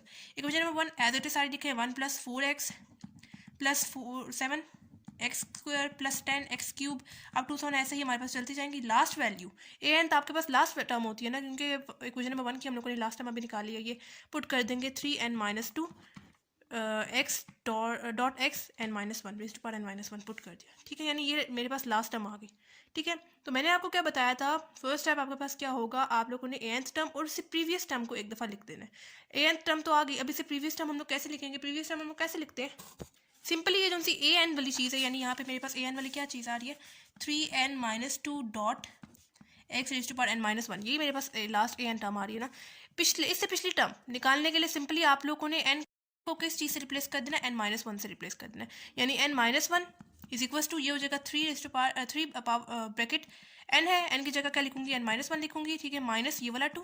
ठीक है, उसके बाद dot x, again n use हो रहा है, n को मैं किस चीज़ से रिप्लेस करूंगी, n-1 से, एंड आगे वाला -1 एज इट इज इस्तेमाल होगा। ठीक है, ये हो जाएगा an-1 इज इक्वल टू 3 को अंदर दोनों टर्म्स के साथ मल्टीप्लाई करेंगे, 3n - 3 × 1 क्या हो जाएगा, 3 हो जाएगा, -2 dot X raise to power n-1 क्या हो जाएगा, -2 हो जाएगा। ठीक है, ये हो जाएगा a bracket n-1 is equal to 3n - 3 - 2 क्या हो जाएगा आपके पास, -5 हो जाएगा। ठीक है, एंड आगे वाला dot X raise to power n-2, बस इससे आगे तो हम लोग नहीं सॉल्व कर सकते। यहाँ तक हमारे पास आंसर आ गया। अब यहाँ तक आप लोगों ने नहीं सॉल्व कर देना, थोड़ा सा आगे जो है ना मजीद इसको मल्टीप्लाई वगैरह कर लेना। पिछले पार्ट में तो आपके पास कोई ऐसा मल्टीप्लाई वाला काम नहीं था, हम लोगों ने डायरेक्ट लिख दिया था, लेकिन यहाँ पे चूँकि मल्टीप्लाई हो रहा है तो आप लोगों ने कर लेना है, 2-3 स्टेप कर लेने। ये आपके पास आ गई ए एन टर्म से प्रीवियस टर्म, आप लोगों ने लिख देना, यानी 3n - 5 X raise to power n-2, ये आ गया आपके पास ए एंथ टर्म से प्रीवियस टर्म, यानी n-1 वाली टर्म। ठीक है, फर्स्ट स्टेप क्या था, ए एंथ टर्म लिख देनी है और उससे प्रीवियस टर्म को भी लिख देना है। ठीक है, अब नेक्स्ट स्टेप क्या था कि ये इसको आप लोग बेशक इक्वेशन नंबर 2 का नाम दे दें। ठीक है, अब आप लोगों ने क्या करना है, इसे नेक्स्ट स्टेप क्या था, इक्वेशन नंबर 2 को आप लोगों ने मल्टीप्लाई कर देना है किस चीज़ से, कॉमन रेशो से। ठीक है, हम लोगों ने अब इसको मल्टीप्लाई कर देना, सॉरी यहाँ पे ये स्टेप आएगा मल्टीप्लाई करना, ये मैंने पिछले वाले स्टेप यहाँ पे लिखा है, ये आपके पास है इक्वेशन नंबर 2। ठीक है, अब आप लोगों ने इक्वेशन नंबर 2 को किस चीज़ से मल्टीप्लाई करना है, पहले कॉमन रेशियो। तो कॉमन रेशियो आपके पास क्या आती है, एक्स थी, मल्टीप्लाई करेंगे दोनों तरफ, यहाँ पे भी ऐसे एक्स के साथ मल्टीप्लाई करेंगे और इधर भी पूरी इक्वेशन नंबर 2 को हम लोग एक्स से मल्टीप्लाई कर देंगे, लेकिन नेक्स्ट स्टेप में हम लोग मल्टीप्लाई करेंगे। अभी मैं सिर्फ लिख रही हूँ 3n - 5 X raise to power n-2 plus 3n - 2 X raise to power n-1। ठीक है, अब S X is equal to X को अब अंदर सारी टर्म्स के साथ मल्टीप्लाई करेंगे, एक्स इंटू वन मेरे पास क्या हो जाएगा, एक्स हो जाएगा, प्लस एक्स इंटू 4x मेरे पास क्या हो जाएगा, 4x स्क्वायर हो जाएगा, प्लस मतलब यहाँ पे भी एक्स है यहाँ पे भी एक्स है, एक्स इंटू एक्स मेरे पास क्या हो जाएगा, एक्स स्क्वायर हो जाएगा, 7 एक्स इंटू एक्स स्क्वायर आपके पास क्या हो जाएगा, एक्स क्यूब हो जाएगा, plus 10 x into x cube आपके पास क्या हो जाएगा, एक्स 4 हो जाएगा। ठीक है, मतलब ये वाला एक्स मल्टीप्लाई होगा एक्स क्यूब के साथ, पावर बेसिस सेम है, पावर्स इसके साथ क्या है, पावर 1 है, 1 + 4 आपको 1 + 3 आपके पास क्या हो जाएगा, 4 हो जाएगा। इस तरह मैंने किया। अब 2 7 ऐसे ही यहाँ पे 3n - 5 एज इट इज आ जाएगा। ये जो सा एक्स इंटू मेरे पास क्या है, एक्स इंटू n-2 है, ये वाला जब एक्स इसके आगे साथ मल्टीप्लाई होगा तो मेरे पास ऐसे आ जाएगा कुछ, इस वाले एक्स की पावर क्या है, 1 है, तो ऐसे आ जाएगा मेरे पास एक्स इंटू बेसिस सेम हो जाएंगी तो पावर्स आपके पास क्या हो जाएंगी, ऐड हो जाएंगी, एक्स पावर n-2 + 1 हो जाएगा। ठीक है, ये हो जाएगा एक्स n -2 + 1 क्या हो जाएगा, -1 हो जाएगा, यानी यहाँ पे मैं लिख रही हूँ एक्स पावर n-1। ठीक है, उस तरह plus 3n - 2 as it is आ जाएगा। यहाँ पे भी मेरे पास है एक्स पावर n-1 है, जब ये वाला एक्स आके इसके साथ मल्टीप्लाई होगा तो मेरे पास बेसिस सेम हो जाएंगी तो पावर्स ऐड हो जाएंगी, ये इसके साथ -1 है, इसके साथ क्या होगा, +1 होगा, बेसिस सेम हो जाएंगी तो पावर्स ऐड हो जाएंगे, यानी +1 आ जाएगा। ठीक है, यानी x s is equal to x plus 4x square plus 7x cube plus 10 power 4 up to सोन ऐसे ही 3n - 5 x power n-1 plus 3n - 2 x ये +1 था, ये -1 था, कैंसिल आउट होकर मेरे पास x की पावर क्या आ गई, n आ गई। ठीक है, इसको आप लोग बेशक अब इक्वेशन नंबर 3 का नाम देते। ठीक है, अच्छा जी, अब तो कॉमन रेशियो से भी मल्टीप्लाई कर दिया, उससे क्या नेक्स्ट स्टेप है, उससे नेक्स्ट स्टेप है कि equation number 2 and equation number 3 को अब आप लोगों ने सब्ट्रैक्ट करना है। Subtract equation 2 and 3, equation 2 and 3 को अब आप लोगों ने सब्ट्रैक्ट करना है। मतलब आप लोगों ने पावर्स को देखते हुए यहाँ पर अगर x होगा तो x के साथ ही सब्ट्रैक्ट करेंगे, x स्क्वायर है तो x स्क्वायर के साथ ही सब्ट्रैक्ट करेंगे। ये हो जाएगा s माइनस एस एक्स हो जाएगा। ठीक है, ऐसे ही होगा ना। ठीक है, s माइनस एस एक्स हो जाएगा इज इक्वल टू, ये वाला जो 1 है वो एज इट इज आ जाएगा, क्योंकि यहाँ पे उसका पेयर नहीं है ना, 1 नहीं है यहाँ पे, तो एज इट इज वो वाला 1 आ जाएगा। प्लस ये वाला जो 4x है उसको मैं सब्ट्रैक्ट करूँगी इस वाले x के साथ। ठीक है, मतलब x के साथ x स्क्वायर के साथ ही होगा, x क्यूब के साथ ही होगा। ठीक है, उसके बाद मैं लिख रही हूँ प्लस सेकंड स्टेप मेरे पास क्या है, 7x स्क्वायर सब्ट्रैक्ट होगा -4x स्क्वायर के साथ। ठीक है, उसके बाद है मेरे पास प्लस 10x क्यूब सब्ट्रैक्ट होगा -7x क्यूब के साथ। ऐसे ही मेरे पास चलती जाएंगी। ये मेरे पास क्या है 3 बल्कि नहीं, यहाँ पे चेक करते हैं, ऊपर देखते हैं। ये वाली जो टर्म है इससे भी अगर आपको इसके साथ सब्ट्रैक्ट करना है तो आपको इससे प्रीवियस टर्म भी निकालनी पड़ेगी ताकि आपके पास n-2 आ जाए। ठीक है, तो इतना लंबा चौड़ा करने की ज़रूरत नहीं, क्योंकि हमारे पास डॉटेड लाइन शो हुई हुई है, तो हम लोग सारी टर्म्स को तो अब नहीं लिख सकते, पेपर में इतना टाइम नहीं होता। तो यहाँ पे आप लोग कंपेयर कर ले, n-1 यहाँ पे है और यहाँ पे n-1 है, तो हम लोग इन दोनों को कंपेयर कर लेते हैं। यानी हो जाएगा 3n-2 power x power n-1 subtract करेंगे हम लोग किस चीज़ से, इसके साथ, यानी 3n-5 x पावर n-1। ठीक है, और आगे वाली ये जो चीज़ है ये इसका पेयर ऊपर वाली में नहीं है, ऊपर वाली इक्वेशन में नहीं है, तो आप लोग इसको ऐसे लिखेंगे, यानी -3n-2 X raise to power n, minus का साइन लगाएंगे क्योंकि सब्ट्रैक्ट हो रहा है। ठीक है, इस वजह से यहाँ पे आप लोगों ने इस चीज़ का ध्यान रखना है, माइनस का साइन लगाएंगे। ठीक है, यहाँ से अब आप लोग चेक कर लें आप लोग क्या चीज़ कॉमन ले सकते हैं। यहाँ पे भी ऐसे है और यहाँ पे भी ऐसे है, तो ऐसे मैं कॉमन ले लेती हूँ। अंदर मेरे पास क्या रह जाएगा, 1 - x रह जाएगा इज इक्वल टू, यहाँ पे मेरे पास 1 एज इट इज, प्लस इन दोनों में से मैं क्या चीज़ कॉमन ले सकती हूँ, इन दोनों में मेरे पास x आ रहा है तो मैं x कॉमन ले लेती हूँ। ठीक है, पीछे मेरे पास 4 - 1 रह जाएगा, प्लस इन दोनों में से मैं क्या चीज़ कॉमन ले सकती हूँ, x स्क्वायर दोनों में जा रहा है तो मैंने x स्क्वायर बाय कॉमन ले लिया। अंदर मेरे पास क्या रह जाएगा, 7 - 4 रह जाएगा। ठीक है, उस तरह प्लस इन दोनों में से मैं क्या चीज़ कॉमन ले सकती हूँ, यहाँ पे मैं एक्स क्यूब कॉमन ले रही हूँ क्योंकि दोनों में x क्यूब जा रहा है। अंदर मेरे पास क्या रह जाएगा, 10 - 7 रह जाएगा। अब टू सोन ऐसे ही इन दोनों में से मैं क्या चीज़ कॉमन ले सकती हूँ, मैं यहाँ पे नीचे लिख रही हूँ ताकि यहाँ पे आपको सही से समझ में आ जाए खुला खुला।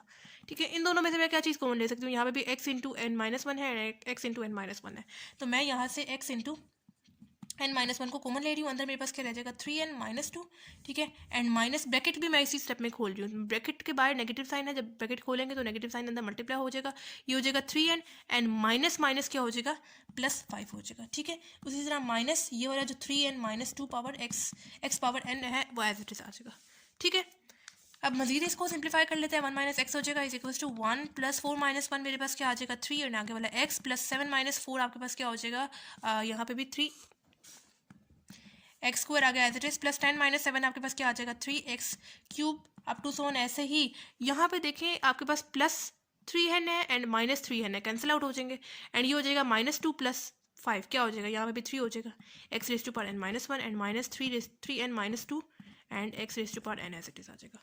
ठीक है, कटिंग वगैरह करते हुए सिंपल यहाँ पे आप लोगों ने प्लस माइनस ही करना है, ये हो जाएगा s1 - x। अच्छा, अब यहाँ पे आप लोग जो हैं यहाँ पे इस फर्स्ट वाली टर्म और लास्ट वाली टर्म को अलग करके लिखते हैं, यानी मैं लिख रही हूँ 1 प्लस, इसमें मैं ब्रैकेट लगा रही हूँ, यानी 3x + 3x square plus 3x cube up to सोन ऐसे ही ये चलता जा रहा है 3x rays to power n-1 के तक and -3n-2 power n x power n मैंने ऐसे टेस्ट करके लिख दिया। ठीक है, यहाँ पे मैंने 1 first term and last term को क्यों अलग करके लिखा है, क्योंकि मैंने आपको क्या बताया था पिछले क्वेश्चन में, पिछले पार्ट में, कि आपके पास एक ना एक ज्योमेट्रिक सीरीज़ का फॉर्मूला ज़रूर यूज़ होगा। यहाँ पे मैंने इसको पहले ब्रैकेट में इस वजह से करके लिखा क्योंकि मेरे पास सब में यहाँ पे 3 3 3 3 जा रहा है, पहले मैं यहाँ से 3 को तो कॉमन ले सकूँ, फिर मैं यहाँ पे जो है वो ज्योमेट्रिक सीरीज़ का फॉर्मूला अप्लाई कर लूँगी। ठीक है, तो मैं यहाँ से क्या चीज़ कॉमन ले सकती हूँ, यहाँ पे सब में 3 जा रहा है तो मैं यहाँ से 3 को कॉमन ले रही हूँ। अंदर मेरे पास क्या रह जाएगा, x रह जाएगा प्लस यहाँ पे x स्क्वायर प्लस यहाँ पे x क्यूब प्लस इसी तरह यहाँ पे क्या रह जाएगा, x raise to power n-1 रह जाएगा -3x rays to power n रह जाएगा। ठीक है, ठीक है, ये हो जाएगा s1 - x is equals to, अब यहाँ पे आप लोग जो है वो ज्योमेट्रिक सीरीज़ का फॉर्मूला अप्लाई कर सकते हैं। ज्योमेट्रिक सीरीज़ का क्या फॉर्मूला है, ये इन दोनों में से आप लोग दो फॉर्मूले अप्लाई, इन दो फॉर्मूले से मैं कोई एक फॉर्मूला अप्लाई कर सकते हैं। कैसे अप्लाई करेंगे, ये मेरे पास A1 टर्म है, A2 टर्म है, ये A3 टर्म है, up to so on last time मेरे पास AN टर्म होती है। तो रेशो हम लोग कैसे चेक करते हैं, A2 में से प्रीवियस टर्म यानी A1 को सब डिवाइड करके मेरे पास रेशो आती है। A2 मेरे पास क्या आ रहा है, एक्स स्क्वायर आ रहा है, डिवाइडेड बाय A1 मेरे पास आ रहा है एक्स, कैंसिल आउट होकर मेरे पास रेशो के आगे 1 आ गई, एक्स आ गई सॉरी। तो वेरिएबल के लिए ना आप लोग बस ये वाला फॉर्मूला इस्तेमाल कर लेना, ठीक है। हमेशा जब भी आपके पास कोई वेरिएबल आएगा ना तो आप लोगों ने ये वाला फॉर्मूला इस्तेमाल कर लेना है, ठीक है। यानी मैं यहाँ पे इस्तेमाल कर रही हूँ 1+3 A1 1 minus R to power n divided by 1 minus are, ये वाला फॉर्मूला मैंने इस्तेमाल कर लिया यहाँ पे, ठीक है। उसके बाद आगे वाली चीज़ यानी -3n -3 x raise to power n as it is मेरे पास लिखा रहा, ठीक है। अब इस फॉर्मूले में वैल्यू पुट करते ही हो जाएगा s into 1 minus x is equals to 1+3। फॉर्मूले में वैल्यू पुट करते हैं, A1 मेरे पास क्या आ रहा है, x आ रहा है, प्लस ये हो जाएगा 1 माइनस आर, रेशो क्या आ रही है, x आ रही है, पुट करेंगे। ये जो n है इसकी जगह आप लोग क्या लिखेंगे, n-1 लिखेंगे। कहाँ पे जाके ये सीरीज़ खत्म हो रही है वो लिखेंगे, यानी n-1, ठीक है। और नीचे डिवाइडेड बाय 1 माइनस रेशो क्या आ रही थी, x आ रही थी, पुट किया, -3n-3 as it is N X raise to power n, ठीक है। अब ये हो जाएगा s 1 minus x is equals to 1+3 X हो जाएगी, ठीक है। 3 को मल्टीप्लाई किया इसके साथ, सॉरी यहाँ पे प्लस का साइन नहीं आता, 3 मल्टीप्लाई हुआ एक्स के साथ, ऐसे एज इट इज आ गया 1 minus x raise to power n-1, ठीक है, and divided by 1 minus x as it is आ गया, ठीक है, and -3n-3 x power n as it is, ठीक है। अब ये जो सा 1 माइनस एक्स है ना, दूसरी तरफ यहाँ पे मल्टीप्लाई हो रहा है, दूसरी तरफ जाके सबके साथ मल्टीप्लाई हो जाएगा, इधर 1 के साथ भी मल्टीप्लाई होगा इस तरह, उस तरह +3x 1 minus x raise to power n-1 divided by, यहाँ पे पहले से 1 माइनस एक्स है, ये वाला 1 माइनस एक्स आ जाएगा, तो यहाँ पे क्या लिखूंगी मैं, 1 माइनस एक्स स्क्वायर, ठीक है। उसी तरह 3n-3 X raise to power n divided by ये वाला जो 1 माइनस एक्स है उधर मल्टीप्लाई हो रहा है, यहाँ पे आके डिवाइड होगा कुछ इस तरह। अब देखिए इसकी बेसिस सेम है और इसकी बेस सेम है, तो क्या मैं इसको ऐसे लिख सकती हूँ, 1 आगे वाला -3n-3 X raise to power n divided by, यहाँ पे भी 1 माइनस एक्स है और वहाँ पे भी 1 माइनस एक्स है, इस वजह से मैं एक दफ़ा 1 माइनस एक्स करके लिख रही हूँ, प्लस ये वाला 3x 1 minus x raise to power n-1 divided by 1 minus X square as it is मेरे पास आ जाएगा, और ये आ गया आपके पास फाइनल आंसर। यहाँ तक भी ठीक है, कोई मसला नहीं, लेकिन आपकी बुक में यहाँ तक आंसर दिया हुआ था, तो यहाँ तक कर लें, ठीक है। दोबारा से समझ लेते हैं। सिंपल इस पार्ट में क्या किया मैंने, इक्वेशन जो हमें पार्ट दिया हुआ था, जो हमें क्वेश्चन दिया हुआ था, उसको मैंने इक्वेशन नंबर 1 लेट कर लिया। अब ये जो इक्वेशन नंबर 1 है वो ना मेरे पास अर्थमेटिक सीरीज़ में आ रही थी, ना मेरे पास ज्योमेट्रिक सीरीज़ में आ रही थी, तो मैंने उसको दो सीरीज़ में स्प्लिट किया। पहली वाली जो सीरीज़ थी उसमें मैंने सिर्फ कॉन्स्टेंट्स को लेकर लिखा, दूसरी वाली सीरीज़ में मैंने वेरिएबल्स भी लिखे। मेरे पास ये वाली अर्थमेटिक सीरीज़ में आ रही थी, मेरे पास ज्योमेट्रिक सीरीज़ में आ रही थी, मैंने दोनों को कंबाइन करके लिखा, दोनों को प्रोडक्ट लिखा, तो मेरे पास इक्वेशन नंबर 1 की nth टर्म आ गई। फर्स्ट स्टेप क्या था कि आप लोगों ने इक्वेशन नंबर 1 को लेट कर लेना एस के इक्वल, और उसकी nth टर्म और उससे प्रीवियस टर्म को आप लोगों ने लिख देना। प्रीवियस टर्म कैसे फाइंड करते हैं आपको मैंने बताया, आप लोगों ने सिंपली n को रिप्लेस कर देना n-1 से, और आपके पास आप लोगों ने मल्टीप्लाई करके आपके पास ये आंसर आ जाना है, ठीक है। पुट किया, फर्स्ट स्टेप हो गया हमारा। सेकंड स्टेप क्या है, आप लोगों ने इक्वेशन नंबर 2, अभी हम लोगों ने जहाँ पे nth टर्म और उसे प्रीवियस टर्म लिखी थी ना, उसको हम लोगों ने इक्वेशन नंबर 2 का नाम दे दिया था, उसको हम लोगों ने मल्टीप्लाई कर देना कॉमन रेशियो से। मल्टीप्लाई किया, दोनों तरफ कॉमन रेशियो से मल्टीप्लाई किया, कॉमन रेशियो से मल्टीप्लाई करना मैंने आपको बताया कैसे आप लोग मल्टीप्लाई कर सकते हैं। मल्टीप्लाई करके यहाँ पे मैंने इक्वेशन नंबर 3 को नाम दे दिया। फिर मैंने इक्वेशन नंबर 2 को और इक्वेशन नंबर 3 को आपस में सब्ट्रैक्ट करना है। सब्ट्रैक्ट करने के लिए equation number 1 s minus S x लिख दिया, ठीक है। उसी तरह आगे 1 वाला मेरे पास एज इट इज आ गया, और एक्स वाली टर्म, एक्स स्क्वायर वाली टर्म, एक्स क्यूब वाली टर्म, उनका पेयर बना के लिख दिया। उस तरह आगे भी मैंने यही काम लिख दिया, उस तरह आगे भी मैंने यही काम किया। मेरे पास x raise to power n- वाली टर्म आ रही थी, और यहाँ पे मेरे पास x raise to power n- वाली टर्म आ रही थी, उनका मैंने पेयर बना के लिख दिया। मैं हर टर्म को तो नहीं ना यहाँ पे इन डॉट्स में लिख सकती, इस वजह से मैंने देखना है यहाँ पे जो टर्म अवेलेबल है और यहाँ पे जो टर्म अवेलेबल है वो ये टर्म्स थी, मैंने लिख दी, ठीक है। उस तरह लास्ट टाइम मेरे पास कहीं नहीं आ रही थी, वो मैंने एज इट इज लिख दिया, लेकिन नेगेटिव साइन आपको निकाल देना है। फिर मैंने यहाँ पे कटिंग वगैरह करते हुए, मतलब सॉल्व करते हुए, प्लस माइनस कॉमन लेते हुए, प्लस माइनस करते हुए मेरे पास यहाँ तक आंसर आ गया। फिर यहाँ पे मैंने देखा मेरे पास, मैंने आपको क्या बताया था, किसी पार्ट में आप लोग कुछ कॉमन भी ले सकते हैं, ठीक है। कॉमन आपके पास आता है, जैसे इस पार्ट में आपके पास 3 कॉमन आ रहा था, मैंने 3 कॉमन ले लिया। फिर मेरे पास इतने से पार्ट में ज्योमेट्रिक सीरीज़ का फॉर्मूला यूज़ हो रहा था, सेकंड वाला फॉर्मूला मैंने अप्लाई किया, क्योंकि मेरे पास रेशो आ रही थी एक्स में। जब भी आपके पास कोई वेरिएबल आ जाए तो आपको सेकंड वाला फॉर्मूला इस्तेमाल कर लेना, ठीक है। फॉर्मूला मैंने यहाँ पे लिखा, फॉर्मूले में वैल्यूज पुट की, मल्टीप्लाई किया, प्लस माइनस मतलब 3 को मल्टीप्लाई सिंपल आंसर किया, यहाँ पे 1 माइनस एक्स मल्टीप्लाई हो रहा था, दूसरा गया डिवाइड हो गया, और यहाँ पे मेरे पास सिंपल आंसर आ गया इसका, ये ठीक हो गया। अच्छा जी, थर्ड पार्ट है बिल्कुल सेकंड पार्ट की तरह, इसको भी जल्दी से सॉल्व करते हैं हम लोग। मैं इसको आप लोग को क्वेश्चन नंबर 1 का नाम दे देते हैं। अब ये जो क्वेश्चन नंबर 1 है ना, आपके पास अर्थमेटिक सीरीज में आ रही है ना ज्योमेट्रिक सीरीज में आ रही है। तो मैं क्या कर रही हूँ, जो मेरे पास कॉन्स्टेंट है उनका मैं एक सीरीज बना रही हूँ, यानी 1 प्लस ये 2 plus 3 plus 4 up to so on, ऐसे ही मेरे पास सीरीज चलती जाएंगी। तो जो कॉन्स्टेंट्स है मैंने उनकी एक सीरीज बना दी, और जो दूसरी जो वेरिएबल्स है, यानी यहाँ पे मेरे पास एक्स है, इसके साथ वेरिएबल मेरे पास x zero, x raised power zero लगा होगा। एक्स रेस्ट पार जीरो क्या मतलब है, मन ही होगा ना। ठीक है, तो मेरे पास जो दूसरी सीरीज में बना रही हूँ वो मैं वेरिएबल्स को देखते हुए बना रही हूँ, x plus x square plus x cube up to सोन, ऐसे ही बिल्कुल वैसे ही जैसे मैंने सेकंड पार्ट में किया था। ठीक है, अब यहाँ पे मेरे पास ये अर्थमेटिक सीरीज से बनेंगी और ये मेरे पास ज्योमेट्रिक सीरीज आ रही है। ठीक है, अर्थमेटिक सीरीज में मुझे कैसे पता चलेगा ये A1 टर्म है, A2 टर्म है, A3 टर्म है, A4 टर्म है। अर्थमेटिक सीरीज में हमारे पास डिफरेंस मैटर करते हैं ना। डिफरेंस कैसे निकालते हैं, A2 में से प्रीवियस टर्म यानी A1 को सब्ट्रैक्ट करके मेरे पास डिफरेंस आएगा। A2 मेरे पास क्या है 2 है, माइनस A1 मेरे पास क्या है 1 है, 2 माइनस 1 मेरे पास क्या आ जाएगा 1 आ जाएगा। आगे भी आप लोग चेक कर लें, 3 माइनस 2 आपके पास 1 नहीं आ रहा है, 4 माइनस 3 आपके पास 1 नहीं आ रहा है, तो रेशियो डिफरेंस सेम आ रहा है। तो जब डिफरेंस सेम आ रहा होता है तो फिर वो सीरीज कौन सी सीरीज कहलाती है, अर्थमेटिक सीरीज कहलाती है। फॉर्मूला अप्लाई करेंगे, जनरल फॉर्मूला अर्थमेटिक सीक्वेंस का, an is equal to A1 plus n minus 1 d, क्योंकि हमें an टर्म चाहिए ना, तो इस फॉर्मूले के थ्रू हम लोग आसानी से n टर्म निकाल लेते हैं। an is equal to A1 sequence की सीरीज की फर्स्ट टर्म होती है, क्या है 1 है, पुट कर देंगे, प्लस n, पीछे नहीं रिप्लेस किया n को किस चीज़ से, तो आगे भी नहीं रिप्लेस करेंगे n को किस चीज़ से, डिफरेंस क्या आ रहा है 1 आ रहा है, पुट करेंगे। an is equal to 1 plus 1 को मल्टीप्लाई करेंगे अंदर दोनों टर्म्स के साथ, तो n माइनस 1 आ जाएगा। an is equal two plus 1 minus 1 cancel out होकर मेरे पास n का आंसर, an का आंसर क्या आ गया, n टर्म का आंसर क्या आ गया, n आ गया। ठीक है, यहाँ पे मेरे पास आंसर आ गया। अब इसकी बारी है, ये मेरे पास ज्योमेट्रिक सीरीज में आ रहा है। ज्योमेट्रिक सीरीज में हम लोग कैसे निकालते हैं, हमें कैसे पता चलता है, इसकी रेशियो से पता चलता है, क्योंकि ज्योमेट्रिक सीरीज में हमारे पास क्या चीज़ मैटर करती है, रेशियो मैटर करती है। कैसे निकालते हैं, A1 टर्म है, A2 टर्म है, A3 टर्म है, A4 टर्म है, अप टू सो ऑन। तो रेशियो हम लोग कैसे निकालते हैं, A2 में से प्रीवियस टर्म यानी A1 को डिवाइड करके मेरे पास रेशियो आएगी। A2 मेरे पास क्या है, x है, डिवाइडेड बाय A1 मेरे पास क्या है 1 है, ये मेरे पास क्या आ जाएगा x आ जाएगा।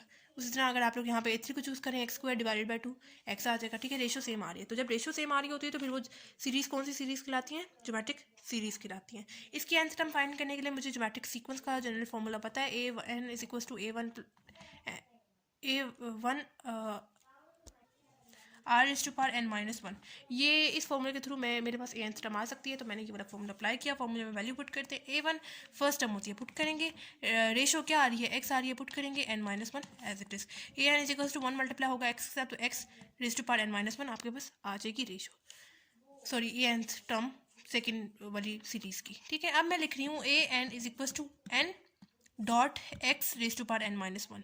ठीक है, मतलब ये वाली जो सीरीज मेरे पास बन रही थी वो मेरे पास अर्थमेटिक सीरीज में बन रही थी, और ये मेरे पास ज्योमेट्रिक सीरीज में बन रही थी। अर्थमेटिक सीरीज पहले आ रही थी, इस वजह से पहले लिखा, एंड ज्योमेट्रिक सीरीज बाद में आ रही थी, इस वजह से मैंने बाद में लिखा इसको। ठीक है, अब मेरे पास फर्स्ट स्टेप क्या था, मतलब मैंने nth टर्म निकाल दिया। फर्स्ट स्टेप क्या है कि क्वेश्चन नंबर 1 को आप लोगों ने लेट कर लेना है, इसके इक्वल मैं लिख रही हूँ 1 plus 2x plus 3x square plus 4x cube. मतलब क्वेश्चन नंबर 1 को आप लोगों ने ऐसे लिख दिया ना, अप टू सो ऑन। आपके पास nth टर्म चूंकि आ गया तो आप लोग nth टर्म उसकी जगह पे लिख दें, यानी n dot x raise to power n minus 1।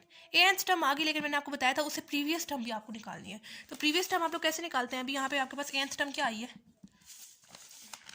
n dot x raise to power n minus 1 आई है ना। ठीक है, ये आपके पास मैंने आपको क्या बताया था, सिंपली आप लोग कैसे उसे प्रीवियस टर्म निकाल सकते हैं, n को आप लोगों ने रिप्लेस कर देना है n माइनस 1 से। ठीक है, ये हो जाएगा n माइनस 1, मतलब n आ रहा था, n को मैंने रिप्लेस कर दिया n माइनस 1 से, इज इक्वल टू यहाँ पे क्या आ रहा है n आ रहा है, n को भी n माइनस 1 से रिप्लेस कर दिया। आगे मेरे पास क्या आ रहा है डॉट एक्स, आगे दोबारा n आ रहा है, n को रिप्लेस कर देंगे n माइनस 1 से, एंड आगे वाला माइनस 1 भी as it is n minus 1 हो जाएगा, is equal to n minus 1 dot X n minus minus one क्या हो जाएगा -2 हो जाएगा। ठीक है, यानी मेरे पास an से प्रीवियस टर्म ये आ गई, तो मैं यहाँ पे लिख रही हूँ n minus 1 dot x raise to power n minus 2 put कर दिया। ठीक है, ये क्या आ रही है ना, मेरे पास प्रीवियस टर्म मैंने पुट कर दी। ठीक है, फर्स्ट स्टेप मैंने कंप्लीट कर लिया, लेट कर लिया इसके इक्वल, और an टर्म और उससे प्रीवियस टर्म भी लिखते हैं, इसको इक्वेशन नंबर 2 का नाम दे दे। अब क्या करना है, उससे नेक्स्ट स्टेप क्या हम लोग करते थे कि मल्टीप्लाई कर लेते थे इक्वेशन 2 को कॉमन रेशियो से। ठीक है, कॉमन रेशियो हमारे पास क्या आ रही है, x आ रही थी ना। ठीक है, तो मल्टीप्लाई करते हैं, इसके साथ भी मल्टीप्लाई करेंगे, s के साथ भी, और आगे मैं यहाँ पे ब्रैकेट लगाते हुए नेक्स्ट स्टेप में मल्टीप्लाई करूँगी। आगे इक्वेशन नंबर 3 की सारी वैल्यूज़ को पुट कर देंगे, ऐसे अप टू सो ऑन। यहाँ पे n minus 1 x raise to power n minus 2 plus n dot x raise to power n minus 1 as it is आ जाएगा। ठीक है, मल्टीप्लाई करते हैं x को, एक्स तो मल्टीप्लाई करेंगे इसके साथ भी, तो मेरे पास क्या हो जाएगा, एक्स हो जाएगा प्लस एक्स मल्टीप्लाई होगा 2x के साथ तो 2x स्क्वायर हो जाएगा, प्लस एक्स मल्टीप्लाई होगा 3x स्क्वायर के साथ तो 3x क्यूब हो जाएगा, प्लस एक्स मल्टीप्लाई होगा 4x क्यूब के साथ तो 4 हो जाएगा, पावर 4 हो जाएगा, अप टू सो ऑन ऐसे ही n-1 एज इट इज आ जाएगा। यहाँ पे मेरे पास क्या है, x की पावर क्या है, n-2 है, ठीक है, और इस वाले x की क्या पावर है, x है, x पावर 1 है, ठीक है, मतलब ये मल्टीप्लाई होगा इसके साथ, बेसिस सेम हो जाएंगी, पावर्स ऐड हो जाएंगी, यानी मेरे पास आ जाएगा x-2 + 1 आ जाएगा, ठीक है। तो मैं यहाँ पे लिख रही हूँ x -2 + 1 क्या हो जाएगा, n-1 हो जाएगा, ठीक है, मैंने यहाँ पे डायरेक्ट लिख दिया, प्लस उस तरह n डॉट, यहाँ पे x की पावर क्या है, n-1 है, जबकि इस वाले x की पावर क्या है, 1 है, जब इसके साथ मल्टीप्लाई होकर आगे ऐसे हो जाएगा, बेसिस सेम हो जाएंगी तो आपके पास पावर्स ऐड हो जाएंगी, यानी n-1 ये वाला +1 हो जाएगा, ठीक है, -1 + 1 कैंसिल आउट होकर आपके पास यहाँ पे x की पावर क्या आ जाएगी, n आ जाएगी, ठीक है। ये कर लिया हम लोगों ने। इसके बाद क्या करें, कॉमन रेशियो से हम लोगों ने मल्टीप्लाई कर दिया। अब आप लोग बेशक इसको इक्वेशन नंबर 3 का नाम दे दें, ठीक है। कॉमन रेशियो से मल्टीप्लाई कर दिया, अब आप लोगों ने इसको सब्ट्रैक्ट करना है, इक्वेशन नंबर 2 को एंड इक्वेशन नंबर 3 को। सब्ट्रैक्ट इक्वेशन 2 एंड 3, ठीक है। इक्वेशन नंबर 2 में मेरे पास लेफ्ट साइड पे क्या है, s है, माइनस होगा किस चीज़ से, एस एक्स के साथ, ठीक है, इज इक्वल टू ये वाला जो 1 है वो एज इट इज स्टार्ट में आ जाएगा, क्योंकि बिल्कुल पार्ट नंबर 2 की तरह, क्योंकि इसका पेयर यहाँ पे नहीं है तो एज इट इज एक्स आ जाएगा, प्लस ये वाला जो 2x है ना, मैं इसको पेयर बना रही हूँ इस वाले x के साथ, यानी माइनस कर रही हूँ इस वाले x के साथ। उस तरह 3x स्क्वायर का मैं बना रही हूँ इस 2x स्क्वायर के साथ, यानी 3x स्क्वायर + 2x स्क्वायर बना रही हूँ। उसी तरह प्लस 4x क्यूब का पेयर बना रही हूँ इस माइनस सब्ट्रैक्ट करना है, इस वजह से माइनस लगाएंगे 3x क्यूब के साथ, अप टू सो ऑन ऐसे ही चलता जाएगा। अब यहाँ पे मेरे पास इक्वेशन नंबर 2 में लास्ट टाइम यहाँ पे यूज़ हो रही है n.x⁻n-1, और यहाँ पे भी मेरे पास उसका पेयर मौजूद है, तो मैं क्या करती हूँ, उनको डायरेक्ट लिख लेती हूँ, क्योंकि डॉट्स में हम लोग सारी वैल्यूज़ को तो नहीं लिख सकते, ठीक है। तो मैं इसका लिख रही हूँ, यानी n.x⁻n-1 सब्ट्रैक्ट करना है हमें किस चीज़ से, यानी n-1 x⁻n-1 से, ठीक है। एंड लास्ट वाली टर्म यानी minus n.x⁻n as it is आ जाएगा। लास्ट वाली टर्म के साथ मैंने बताया था ना नेगेटिव साइन लगाना है जब आप लोग सब्ट्रैक्ट करेंगे। यहाँ से आप लोग क्या चीज़ कॉमन ले सकते हैं, s दोनों में जा रहे हैं, मैंने x कॉमन ले लिया, अंदर मेरे पास क्या रह जाएगा, 1 - x रह जाएगा, x रह जाएगा, इज इक्वल टू ये वाला 1 एज इट इज, प्लस इन दोनों में से मैं क्या चीज़ कॉमन ले सकती हूँ, दोनों में x जा रहा है तो x को मैंने कॉमन ले लिया, अंदर मेरे पास क्या रह जाएगा 2 माइनस यहाँ पे रह जाएगा 1। उसी तरह प्लस इन दोनों में से मैं क्या चीज़ कॉमन ले सकती हूँ, दोनों में x को स्क्वायर कॉमन जा रहा है, मैंने कॉमन ले लिया, अंदर मेरे पास क्या रह जाएगा 3 - 2 रह जाएगा। उस तरह प्लस इन दोनों में से मैं क्या चीज़ कॉमन ले सकती हूँ, x क्यूब दोनों में जा रहा है, मैंने कॉमन ले लिया, अंदर मेरे पास 4 - 3 रह जाएगा, अप टू सो ऑन ऐसे ही।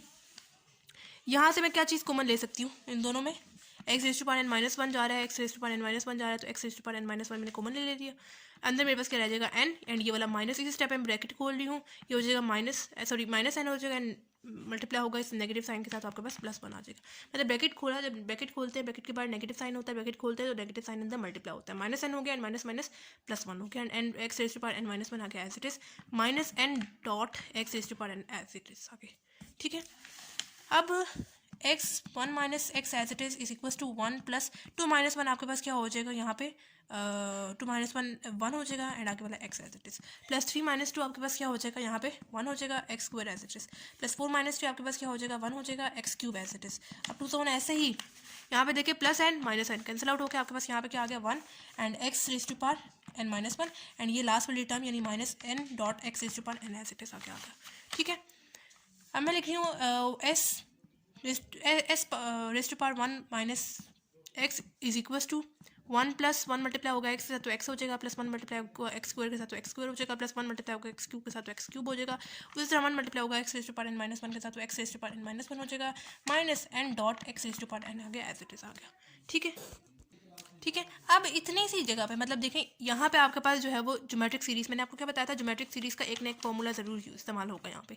तो यहाँ पे आपके पास ज्योमेट्रिक सीरीज़ का फॉर्मूला यूज़ हो रहा है, यहाँ पे लास्ट टर्म आप लोग नहीं लेंगे क्योंकि लास्ट टर्म के साथ ये ज्योमेट्रिक सीरीज़ में नहीं आ रहा, ठीक है। तो ये हो जाएगा s⁻1 - x is equal to, यहाँ पे मेरे पास ज्योमेट्रिक सीरीज़ का फॉर्मूला इस्तेमाल हो रहा है। कौन सा फॉर्मूला इस्तेमाल हो रहा है, ये मेरे पास a1 टर्म है, a2 टर्म है, a3 टर्म है, ये a4 टर्म है। तो हम लोग कैसे चेक करते हैं, मैंने आपको क्या बताया था, रेशो निकालते हैं a2 में से प्रीवियस टर्म यानी a1 को डिवाइड करके मेरे पास रेशो आती है। a2 मेरे पास क्या है, x है, डिवाइडेड बाय a1 मेरे पास क्या है 1 है, x डिवाइडेड बाय 1 मेरे पास क्या आ जाएगा, x आ जाएगा, ठीक है। यानी रेशो मेरे पास क्या आ गई, x आ गई। आगे भी आप लोग चेक कर लें, आपके पास रेशो जो है वो सेम आएगी, ठीक है। तो मैंने आपको क्या बताया था, जब भी आपके पास रेशो में कोई वेरिएबल आ जाए तो आप लोगों ने ये वाला फॉर्मूला इस्तेमाल कर लेना है, यानी a1 1 - r⁻n divided by 1 - r formula लिख दिया, ठीक है। उसके बाद क्या है minus N dot x raise to power n आ गया है, ठीक है। ये हो जाएगा S one minus x is equal to, फॉर्मूले में वैल्यू पुट करते हैं, ए वन क्या है, वन है, पुट कर देंगे, वन माइनस आर, रेशो क्या आ रही है, अभी हम लोगों ने पीछे निकाली थी, एक्स आ रही थी एंड ये वाला एन आ गया as it is, divided by one minus R, ratio क्या आ रही है, एक्स आ रही है, पुट कर देंगे, ठीक है। उसके बाद minus N x power N, ठीक है। अब ये जो सा वन माइनस एक्स यहाँ पे मल्टीप्लाई हो रहा है, दूसरा आएगा तो दोनों टर्म्स के साथ डिवाइड हो जाएगा, यानी one minus x is to power N हो जाएगा, divided by one minus X whole power square हो जाएगा, मतलब यहाँ पे भी वन माइनस एक्स है और यहाँ पे भी वन माइनस एक्स है, होल पावर स्क्वायर हो जाएगा, माइनस ये हो जाएगा n x power n divided by one minus x आ जाएगा, ठीक है। एंड ये आ गया आपके पास फाइनल आंसर, ठीक है।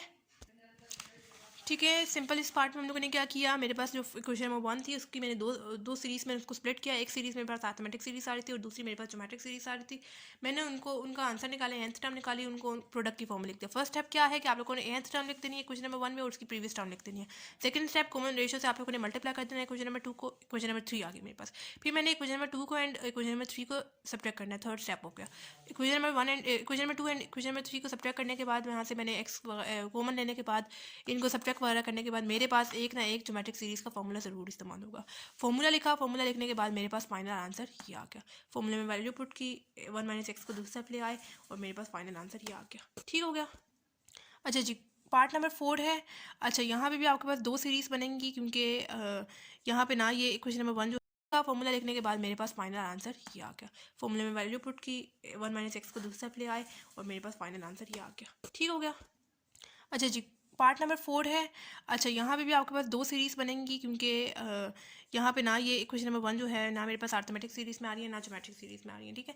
तो मैं क्या कर रही हूँ, मैं जो पहली सीरीज़ बना रही हूँ वो मैं नोमिनेटर को देखते हुए बना रही हूँ, ठीक है। यानी मैं बना रही हूँ 1 + 3 + 5 + 7 अप टू 1, ऐसे ही मेरे पास सीरीज़ चलती जा रही है, ठीक है। और जो दूसरी सीरीज़ में बना रही हूँ वो मैं डिनोमिनेटर को देखते हुए बना रही हूँ, यानी मैं लिख रही हूँ 1 प्लस डिनोमिनेटर की वैल्यू क्या लिखूँगी, 1/2 लिखूँगी, ठीक है। उस तरह 1/4 लिखूँगी प्लस उसी तरह 1/8 लिखूँगी, ठीक है। अप टू 100 ऐसी मेरे पास सीरीज़ चलती जा रही है। इस 1 के नीचे क्या है, 1 है ना, ठीक है, इस वजह से मैंने यहाँ पे लिखा है, ठीक है। तो मैंने पहली वाली जो सीरीज़ बनाई है वो मैंने नॉमिनेटर को देखते हुए बनाई है और जो दूसरी वाली मैंने सीरीज़ बनाई है उसको मैंने फ्रैक्शन में लिखा है, यानी 1 प्लस डिनोमिनेटर के साथ ऊपर वाली वैल्यू भी तो लिखनी है, नॉमिनेटर में वैल्यू नहीं लिख रही, उसकी जगह मैंने 1 लिख दिया, ठीक है। एंड ये आगे मेरे पास दो सीरीज़, यहाँ पे अब ये मेरे पास अर्थमेटिक सीरीज़ में एंड ये मेरे पास ज्योमेट्रिक सीरीज़ में। अर्थमेटिक सीरीज़ में मेरे पास डिफरेंस मैटर करता है, ज्योमेट्रिक सीरीज़ में मेरे पास रेशियो मैटर करती है। यहाँ पे चेक कर लेते हैं डिफरेंस सेम आ रहा है कि नहीं आ रहा है, A1 टर्म है, A2 टर्म है, A3 टर्म है, ये मेरे पास A4 टर्म है। डिफरेंस कैसे निकालते हैं, A2 में से प्रीवियस टर्म यानी A1 को डिवाइड सब्ट्रैक्ट करके मेरे पास डिफरेंस आएगा। A2 मेरे पास क्या है, 3 है, माइनस A1 मेरे पास क्या है, 1 है, 3 - 1 मेरे पास क्या आ जाएगा, 2 आ जाएगा। आगे चेक कर लें, 5 - 3 आपके पास क्या आ जाएगा, 2 आ जाएगा। 7 - 3 आपके पास 7 - 5 आपके पास 2 आ जाएगा। यानी रेशो सेम आ रही है, तो जब रेशो सेम आ रही है तो डिफरेंस सेम आ रहा है, तो जब डिफरेंस सेम आ रहा होता है तो फिर वो सीरीज़ कौन सी सीरीज़ कहलाती है, अर्थमेटिक सीरीज़ कहलाती है। यहाँ पे मुझे nth टर्म फाइंड करनी है, तो कैसे फाइंड करूँगी, मुझे अर्थमेटिक सीक्वेंस का जनरल फॉर्मूला पता है, an = A1 + n - 1d। इस फॉर्मूले के थ्रू मैं nth टर्म निकाल दूंगी। कैसे, फॉर्मूले में वैल्यू पुट करेंगे, A1 सीरीज़ की फर्स्ट टर्म होती है, क्या है, 1 है, पुट कर देंगे, प्लस जब मैंने पीछे एन को नहीं रिप्लेस किया किसी चीज़ से तो आगे भी मैंने रिप्लेस करूँगी एन को, an = 1 + n - 1 as it is आ जाएगा।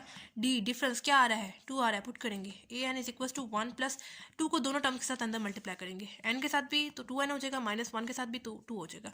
an = 2n, 1 - 2 आपके पास क्या हो जाएगा, -1 हो जाएगा। यानी nth टर्म यहाँ से आपके पास क्या आ गई, 2n - 1 आ गई।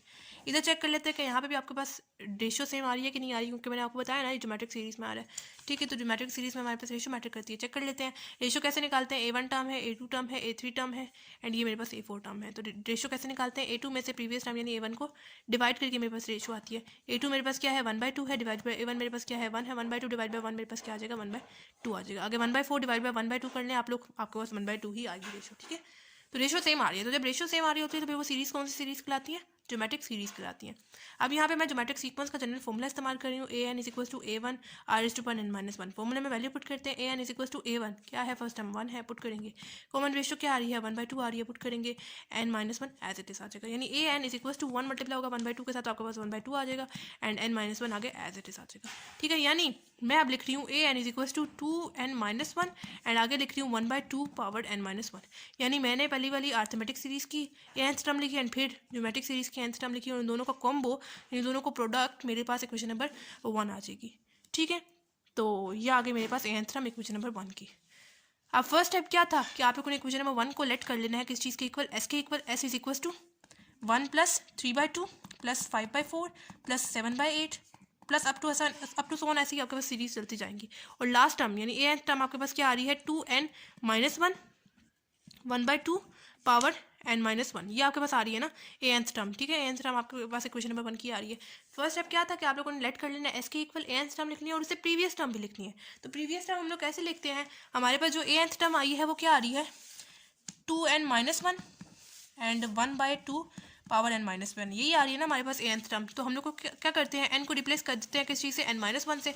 तो हो जाएगा ए, n को रिप्लेस करें n-1 से तो n-1 हो जाएगा is equal to 2, n use हो रहा है, n को रिप्लेस कर देंगे n-1 से एंड आगे वाला -1 एज इट इज आ जाएगा, ठीक है। एंड 1/2 अगेन n यूज़ हो रहा है, n को रिप्लेस कर देंगे n-1 से एंड आगे वाला -1 एज इट इज आ जाएगा, ठीक है। ये हो जाएगा a n-1 is equal to 2 को अंदर दोनों टर्म्स के साथ मल्टीप्लाई करेंगे, 2n हो जाएगा, -2 मल्टीप्लाई होगा 1 के साथ तो 2 हो जाएगा -1 एंड 1/2, ठीक है। मैं यहाँ पे करके लिख रही हूँ, ये हो जाएगा 2n -2 -1 आपके पास क्या हो जाएगा -3 हो जाएगा एंड आगे वाला 1/2 n -1 आपके पास क्या हो जाएगा -2 हो जाएगा, यानी n-2 हो जाएगा, ठीक है। यानी ये आपके पास आ गई ए एन से प्रीवियस टर्म यानी a 2n-3 1/2 whole power n-2, ठीक है। यानी मैं यहाँ पे लिख रही हूँ 2n-3 1/2 पावर n-2, ठीक है। ये मेरे पास आ गई ए एन वाली टर्म से पिछली वाली टर्म, ठीक है। अब उसके बाद क्या करते हैं हम लोग, फर्स्ट स्टेप तो कर लिया ना हम लोगों ने, इसको लेट कर लिया इसके इक्वल और फिर एंथ टर्म और उससे प्रीवियस टर्म लिख दी। इसको आप लोग बेशक क्वेश्चन नंबर 2 का नाम देते हैं, ठीक है। ये मेरे पास क्वेश्चन नंबर 2 आ गई, ठीक है। अब हम लोगों ने क्या करना है, क्वेश्चन नंबर 2 को मल्टीप्लाई कर देना है, सेकेंड स्टेप क्या था, कॉमन रेशो से, ठीक है। Multiply equation 2 by common ratio, ठीक है। कॉमन रेशो मेरे पास क्या आ रही है 1/2 आ रही है ना, तो 1/2 से आप लोगों ने दोनों तरफ मल्टीप्लाई कर देना, यानी इसके साथ भी मल्टीप्लाई करूँगी 1/2 ऐसा हो जाएगा इज इक्वल टू, यहाँ पे आ जाएगा 1/2 and 1 plus 3/2 plus 5/4 plus 7/8 to to सोन, ऐसे ही ये जो है 2n-3 and 1/2 power n-2 plus 2n-1 and 1/2 n-1, ठीक है। ये ठीक है, कॉमन रेशियो से हम लोगों ने नेक्स्ट स्टेप में मल्टीप्लाई करने जा रहे हैं। ये हो जाएगा 1/2s is equal to 1/2 multiply 1 क्या हो जाएगा 1/2 हो जाएगा, ठीक है। प्लस 1/2 मल्टीप्लाई 3/2 क्या हो जाएगा, मैं क्या लिख सकती हूँ इसको 3/2 है, 2 and 2 है तो 2 क्या हो जाएगा 4 हो जाएगा, ठीक है। प्लस 5/1 मल्टीप्लाई 2 मल्टीप्लाई होगा 5/4 के साथ, तो आपके पास क्या हो जाएगा 2 4 क्या हो जाएगा 8 हो जाएगा, 1 मल्टीप्लाई होगा 5 के साथ तो आपके पास 5 ही आ जाएगा। प्लस 1/2 मल्टीप्लाई 7/8 आपके पास क्या हो जाएगा 7/2 8 क्या हो जाएगा 16 हो जाएगा। अप टू सोन ऐसे ही मेरे पास सीरीज चलती जा रही है एंड ये वाला जो 2n-3 एज इट इज आ जाएगा। ये वाला जो 1/2 है पावर n-2 है, ये वाला भी 1/2 है, ठीक है। मेरे पास कुछ ऐसे आएगा, ठीक है। मेरे पास क्या है यहाँ पे 1/2 n-2 आ रहा है, ठीक है। एंड दूसरा वाला 1/2 पावर क्या है उसके पास 1 है, ठीक है। ऐसे करके आएगा, बेसिस सेम हो जाएंगी तो पावर साइड हो जाएंगे, मैं 1/2 करके लिख रही हूँ एंड ये हो जाएगा मेरे पास n-2, इसके इस साथ पावर क्या है 1 है तो प्लस 1 आ जाएगा, यानी हो जाएगा मेरे पास 1/2 n-1 -2 प्लस 1 मेरे पास क्या आ जाएगा -1 आ जाएगा, ठीक है। यानी मैं यहाँ पे लिख रही हूँ 1/2 n-1 और ये लास्ट वाली टर्म मैं यहाँ पे नीचे करके लिख रही हूँ, यानी प्लस यहाँ पे भी वही काम करना है। आपके पास यहाँ पे क्या है 1/2 पावर क्या है n-1 है, डॉट ये वाले जब आगे इसके साथ मल्टीप्लाई होगा तो आपके पास क्या हो जाएगा 1/2 इसकी पावर क्या है 1 है, बेसिस सेम हो जाएंगी, आप एक दफ़ा करके लिखेंगे यानी 1/2 ये वाला हो जाएगा n-1 एंड इसके साथ क्या है पावर प्लस 1 हो जाएगा, मैंने बेसिस सेम होगी तो पावर्स आपके पास ऐड हो जाएंगी, -1 प्लस 1 कैंसिल आउट होकर आपके पास 1/2 पावर n आ जाएगी, यानी आगे वाली पीछे वाली चीज़ यानी 2n-1 as it is and 1/2 power क्या आ जाएगी n आ जाएगी, क्योंकि हम लोगों ने पीछे इसको सिंप्लीफाई कर लिया ना, ठीक है। अब मैं यहाँ पे दोबारा इसको खुला करके लिख रही हूँ। अब आप लोग इसको बेशक इक्वेशन नंबर 3 का नाम दे दें, ठीक है। हम लोगों ने पहला स्टेप कर लिया, ए एंथ टर्म लिख दी और इसे प्रीवियस टर्म भी लिख दी, उसके बाद हम लोगों ने इसको कॉमन रेशियो से मल्टीप्लाई भी कर दिया एंड थर्ड स्टेप की तरफ जाते हैं। हम लोगों ने सब्ट्रैक्ट कर देना है इक्वेशन नंबर 2 को एंड इक्वेशन नंबर 3 को, ठीक है। इक्वेशन नंबर 2 मेरे पास कौन सी वाली है, इक्वेशन नंबर 2 मेरे पास ये वाली है, ठीक है। एंड इक्वेशन नंबर 3 मेरे पास ये वाली है, ठीक है। सब्ट्रैक्ट करेंगे, ये हो जाएगा s - 1/2 हो जाएगा, s - 1/2 ऐसा हो जाएगा इज इक्वल टू ये वाला जो 1 है ना उसका कोई पेयर यहाँ पे मौजूद नहीं है तो मेरे पास 1 एज इट इज आ जाएगा, प्लस ये वाला जो 3/2 है यहाँ पे भी मेरे पास 1/2 है, मतलब डिनोमिनेटर को देख लेना, तो मैं लिख रही हूँ 3/2 माइनस 1/2, ठीक है, लिख दिया, ठीक है। उसके बाद मेरे पास है plus 5/4 minus 3/4, denominator common ratio को देखें ना आप लोग, ठीक है। उसके बाद है प्लस 7/8 माइनस करेंगे हम लोग किस चीज़ से 5/8 से, ठीक है। अप टू सोन ऐसे ही मेरे पास यहाँ पे देखें n-2 यहाँ पे अवेलेबल नहीं है, n-1 है यहाँ पे भी और यहाँ पे भी है, ठीक है। तो मैं इसको सॉल्व कर लेती हूँ, यानी मैं लिख रही हूँ इसकी क्या वैल्यू है 2n-1, ठीक है, एंड 1/2 पावर n-1, ठीक है। सब्ट्रैक्ट करेंगे हम लोग किस चीज़ से, 2n-3 से एंड 1/2 पावर n-1 से, ठीक है। एंड जो दूसरी वाली चीज़ है, लास्ट वाली वैल्यू, लास्ट वाली टर्म, उसको मैं नीचे ऐसे करके लिख रही हूँ, यानी -2n-1 1/2 एन, मतलब ये वाली जो लास्ट टर्म है वो मेरे पास ऊपर नहीं अवेलेबल ना, इस वजह से मैंने यहाँ पर नीचे लिखी और सिंपल माइनस का साइन लगा लो लिखती है, यानी 0-2n-1 2n-1 and 1/2 power n ऐसे करके लिखते हैं, ठीक है। यानी आपके पास नेगेटिव साइन आ जाएगा लास्ट वाली टर्म के साथ, ठीक है। अब ये हो जाएगा, इन दोनों में से मैं क्या चीज़ कॉमन ले सकती हूँ, यहाँ पे भी ऐसे एंड यहाँ पे भी ऐसे, तो मैं यहाँ से एस को कॉमन ले रही हूँ, ठीक है। पीछे मेरे पास क्या रह जाएगा 1 - 1/2 रह जाएगा, ठीक है। दोनों में एस चाह रहा था, मैंने एस को बाहर कॉमन ले लिया, अंदर मेरे पास 1 - 1/2 रह जाएगा, ठीक है।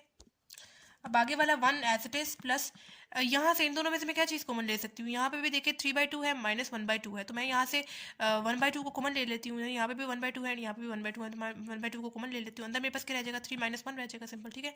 डिनोमिनेटर इन 2 को मैंने बाहर ले लिया, ऊपर 1 आ जाएगा, ठीक है। प्लस इन दोनों में से क्या चीज़ मैं कॉमन ले सकती हूँ, दोनों में डिवाइड पे 4 है, तो मैं 1/4 बाहर कॉमन ले रही हूँ। अंदर मेरे पास क्या आ जाएगा 3 + 5 3 + 5 + 3 आ जाएगा, प्लस अप टू 7 ऐसे ही। इन दोनों में से मैं क्या चीज़ कॉमन ले सकती हूँ, 1/2 पावर n-1 है, 1/2 पावर n-1 है, तो मैं 1/2 पावर n-1 को बाहर कॉमन ले लेती हूँ। अंदर मेरे पास क्या रह जाएगा 2n-1, इसी स्टेप में ब्रैकेट भी खोल रही हूँ, यानी हो जाएगा -2n माइनस माइनस क्या हो जाएगा +3 हो जाएगा, ब्रैकेट खोलते हैं नेगेटिव साइन जब बाहर होता है तो अंदर मल्टीप्लाई हो जाता है, ठीक है। उसी तरह माइनस ये वाला जो लास्ट टाइम है वो एज इट इज आ जाएगा, यानी 2n-1 and 1/2 power n as it is आ जाएगी, ठीक है। अब ये एस यहाँ पे आप लोग बेशक एलसीएम ले लें, एलसीएम कैसे लेंगे, इसके नीचे क्या है 1 है, जो क्रॉस में वैल्यूज होती है उनको मल्टीप्लाई कर दें, नीचे वाली वैल्यूज होती है उनको मल्टीप्लाई कर दें। यहाँ पे मैं साइड पर एलसीएम ले रही हूँ ताकि हमारे थोड़े से थोड़े स्टेप्स हो जाएं, ठीक है। ये हो जाएगा यहाँ पे क्या है 1 - 1 डिवाइडेड बाई 2, इसके नीचे क्या है 1 है, जो क्रॉस में वैल्यूज होती है उनको मल्टीप्लाई करें, जो नीचे वाली वैल्यूज होती है उनको मल्टीप्लाई करें। 1 × 2 मेरे पास क्या हो जाएगा 2 - 1 × 1 मेरे पास क्या हो जाएगा 1 डिवाइडेड बाई 1 × 2 क्या हो जाएगा 2 हो जाएगा। 2 - 1 मेरे पास क्या आ जाएगा 1 डिवाइडेड बाई नीचे वाला 2, यानी यहाँ पे मेरे पास एलसीएम क्या आ गया इसका 1/2 आ गया, ठीक है। इज इक्वल टू ये वाला मान एज इट इज प्लस 3 - 1 मेरे पास क्या आ जाएगा 2 आ जाएगा, एंड 1/2 प्लस 5 + 3 आपके पास क्या हो जाएगा यहाँ पे 8 हो जाएगा, ठीक है। पुट कर देते हैं एंड आगे वाला 1/4 एज इट इज़, ठीक है। उस तरह प्लस अप टू 1 ये वाला +2n है एंड ये -2n है, कैंसिल आउट हो जाएगा। -1 + 3 आपके पास क्या हो जाएगा यहाँ पे ये हो जाएगा 2 हो जाएगा, ठीक है। एंड आगे वाला 1/2 as it is power n-1, ठीक है, and -2n-1 and 1/2 power n as it is, ठीक है। सॉरी यहाँ पे हम लोगों को सब्ट्रैक्ट करना है, नेगेटिव साइन आएगा। 5 - 3 आपके पास क्या हो जाएगा 2 हो जाएगा, ठीक है। यहाँ पे आपके पास नेगेटिव साइन आएगा, ठीक है। इस चीज़ का आप लोगों ने ध्यान रखना, नेगेटिव साइन आएगा, ठीक है। तो ये हो जाएगा s × 1/2। अब यहाँ पे मैं क्या कर रही हूँ, मैं लिख रही हूँ 1 + 2/2 प्लस 2/4 अप टू सोन, ऐसे ही 2/2 power n-1 -2n-1 and 1/2 power n ऐसे करके मैं लिख रही हूँ, ठीक है। मतलब मल्टीप्लाई हुआ, डिवाइड कटिंग नहीं कर देनी आप लोगों ने, ठीक है। अब यहाँ पे मेरे पास इधर इतनी सी जगह पे, यानी फर्स्ट एंड लास्ट टर्म को छोड़ते हुए जो दरमियान की वैल्यूज है यहाँ पे मेरे पास कौन सा फॉर्मूला यूज़ होगा, ज्योमेट्रिक सीरीज का फॉर्मूला यूज़ होगा, ठीक है। मैं फर्स्ट टर्म को क्यों नहीं 1 को क्यों नहीं ले रही, क्योंकि यहाँ पे 2/2 आपके पास क्या हो जाएगा 2/2 आपके पास कटिंग होकर आपके पास 1 आ जाएगा, ठीक है। तो अगर आप लोग ये लेंगे वैल्यू 1 लेंगे तो आपके पास ये पूरी सीरीज जो है वो ज्योमेट्रिक सीरीज में नहीं आ रही, इस वजह से मैंने 1 को अलग करके लिखा है। s 1/2 = 1 प्लस, ठीक है। अब यहाँ पे आप लोग बेशक ज्योमेट्रिक सीरीज का फॉर्मूला इस्तेमाल कर लें, कौन सा फॉर्मूला आप लोग यूज़ करेंगे, यहाँ पे आप लोगों ने 2 फॉर्मूले पढ़े हुए हैं ज्योमेट्रिक सीरीज के, ठीक है। एक फॉर्मूला ये है और दूसरा फॉर्मूला ये है। तो पहले हम लोग रेशो निकाल लेते हैं। रेशो हम लोग कैसे निकालते हैं, ये मेरे पास a1 टर्म है, ये मेरे पास a2 टर्म है, ये मेरे पास an टर्म है, लास्ट टाइम मेरे पास an टर्म होती है। तो रेशो हम लोग कैसे निकालते हैं, a2 में से प्रीवियस टर्म यानी a1 को डिवाइड करके मेरे पास रेशो आती है। a2 मेरे पास क्या आ रही है 2/4 डिवाइडेड बाई a1 मेरे पास क्या आ रही है 2/2 आ रही है। 2/2 मेरे पास क्या होती है 1 हो जाती है, ठीक है। एंड मेरे पास रेशो क्या आ गई 2/4 आ गई, ठीक है। यहाँ पे सिर्फ आपके पास 2 वैल्यूज़ आ रही हैं, क्योंकि मैंने यहाँ पे 2 वैल्यूज़ ली हैं। पीछे तक मैंने 3 या 4 वैल्यूज़ लिखी थी, यहाँ तक मैंने 2 वैल्यूज़ लिख दी ताकि मैं यहाँ पे थोड़े से थोड़े जो है वो वैल्यूज़ लिख सकूँ। लेकिन आप लोग अगर कंफ्यूज हो रहे हैं, नहीं समझ आ रही है आपको, तो आप लोग बेशक आगे वैल्यूज़ लिखते हैं, आंसर वही सेम आएगा। आगे आपके पास जो है वो सीरीज ऐसी कंटिन्यू होती जा रही है, ऐसे डॉटेड लाइन में आप लोग एक और टर्म भी आप इसके साथ की ले सकते हैं, ठीक है।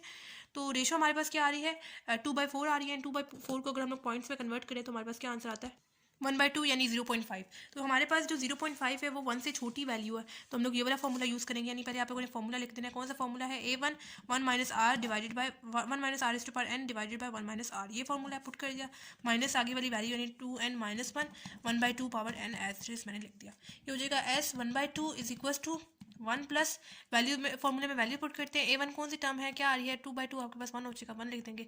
अब आगे 1 माइनस रेशो क्या वैल्यू आ रही थी? 1/2 आ रही थी, पुट कर देते हैं। एन पावर जो n है वो इधर आ जाएगी, ठीक है। 1 की पावर n 1 ही हो जाएगा, n 2 की पावर n आप लोग लिखा दें, डिवाइडेड बाय 1 माइनस रेशो की वैल्यू क्या आ रही है? 1/2 आ रही है, ठीक है। Minus 2n minus 1 divided by 1 minus 2 whole power n आ जाएगी, ठीक है। ये हो जाएगा s 1/2 is equal to 1 plus sorry minus, अच्छा यहाँ पे आपके पास क्या है? 1/2 R is to power n। Last term आपके पास क्या आ रही है? -1 आ रही है। इस वजह से आप लोग जो है ना यहाँ पे 1/2 इधर आप लोग क्या लिखेंगे? पावर n-2 लिखेंगे, n-1 लिखेंगे, ठीक है। क्योंकि लास्ट टर्म में आपके पास क्या आ रही है? n-1 आ रही है, इस वजह से हम लोग n-1 लिखेंगे, ठीक है। हो जाएगा 1/2 n-1 और मैंने आपको एलसीएम लेके बताया था 1 माइनस 1/2 का यहाँ पे, ठीक है। आपके पास क्या आ रही थी? 1/2 वाली वैल्यू आ रही थी, यहाँ पे डायरेक्ट हम लोग लिख देते हैं 1/2 माइनस ये 2n-1 1/2 पावर n ऐसे मेरे पास आ गई।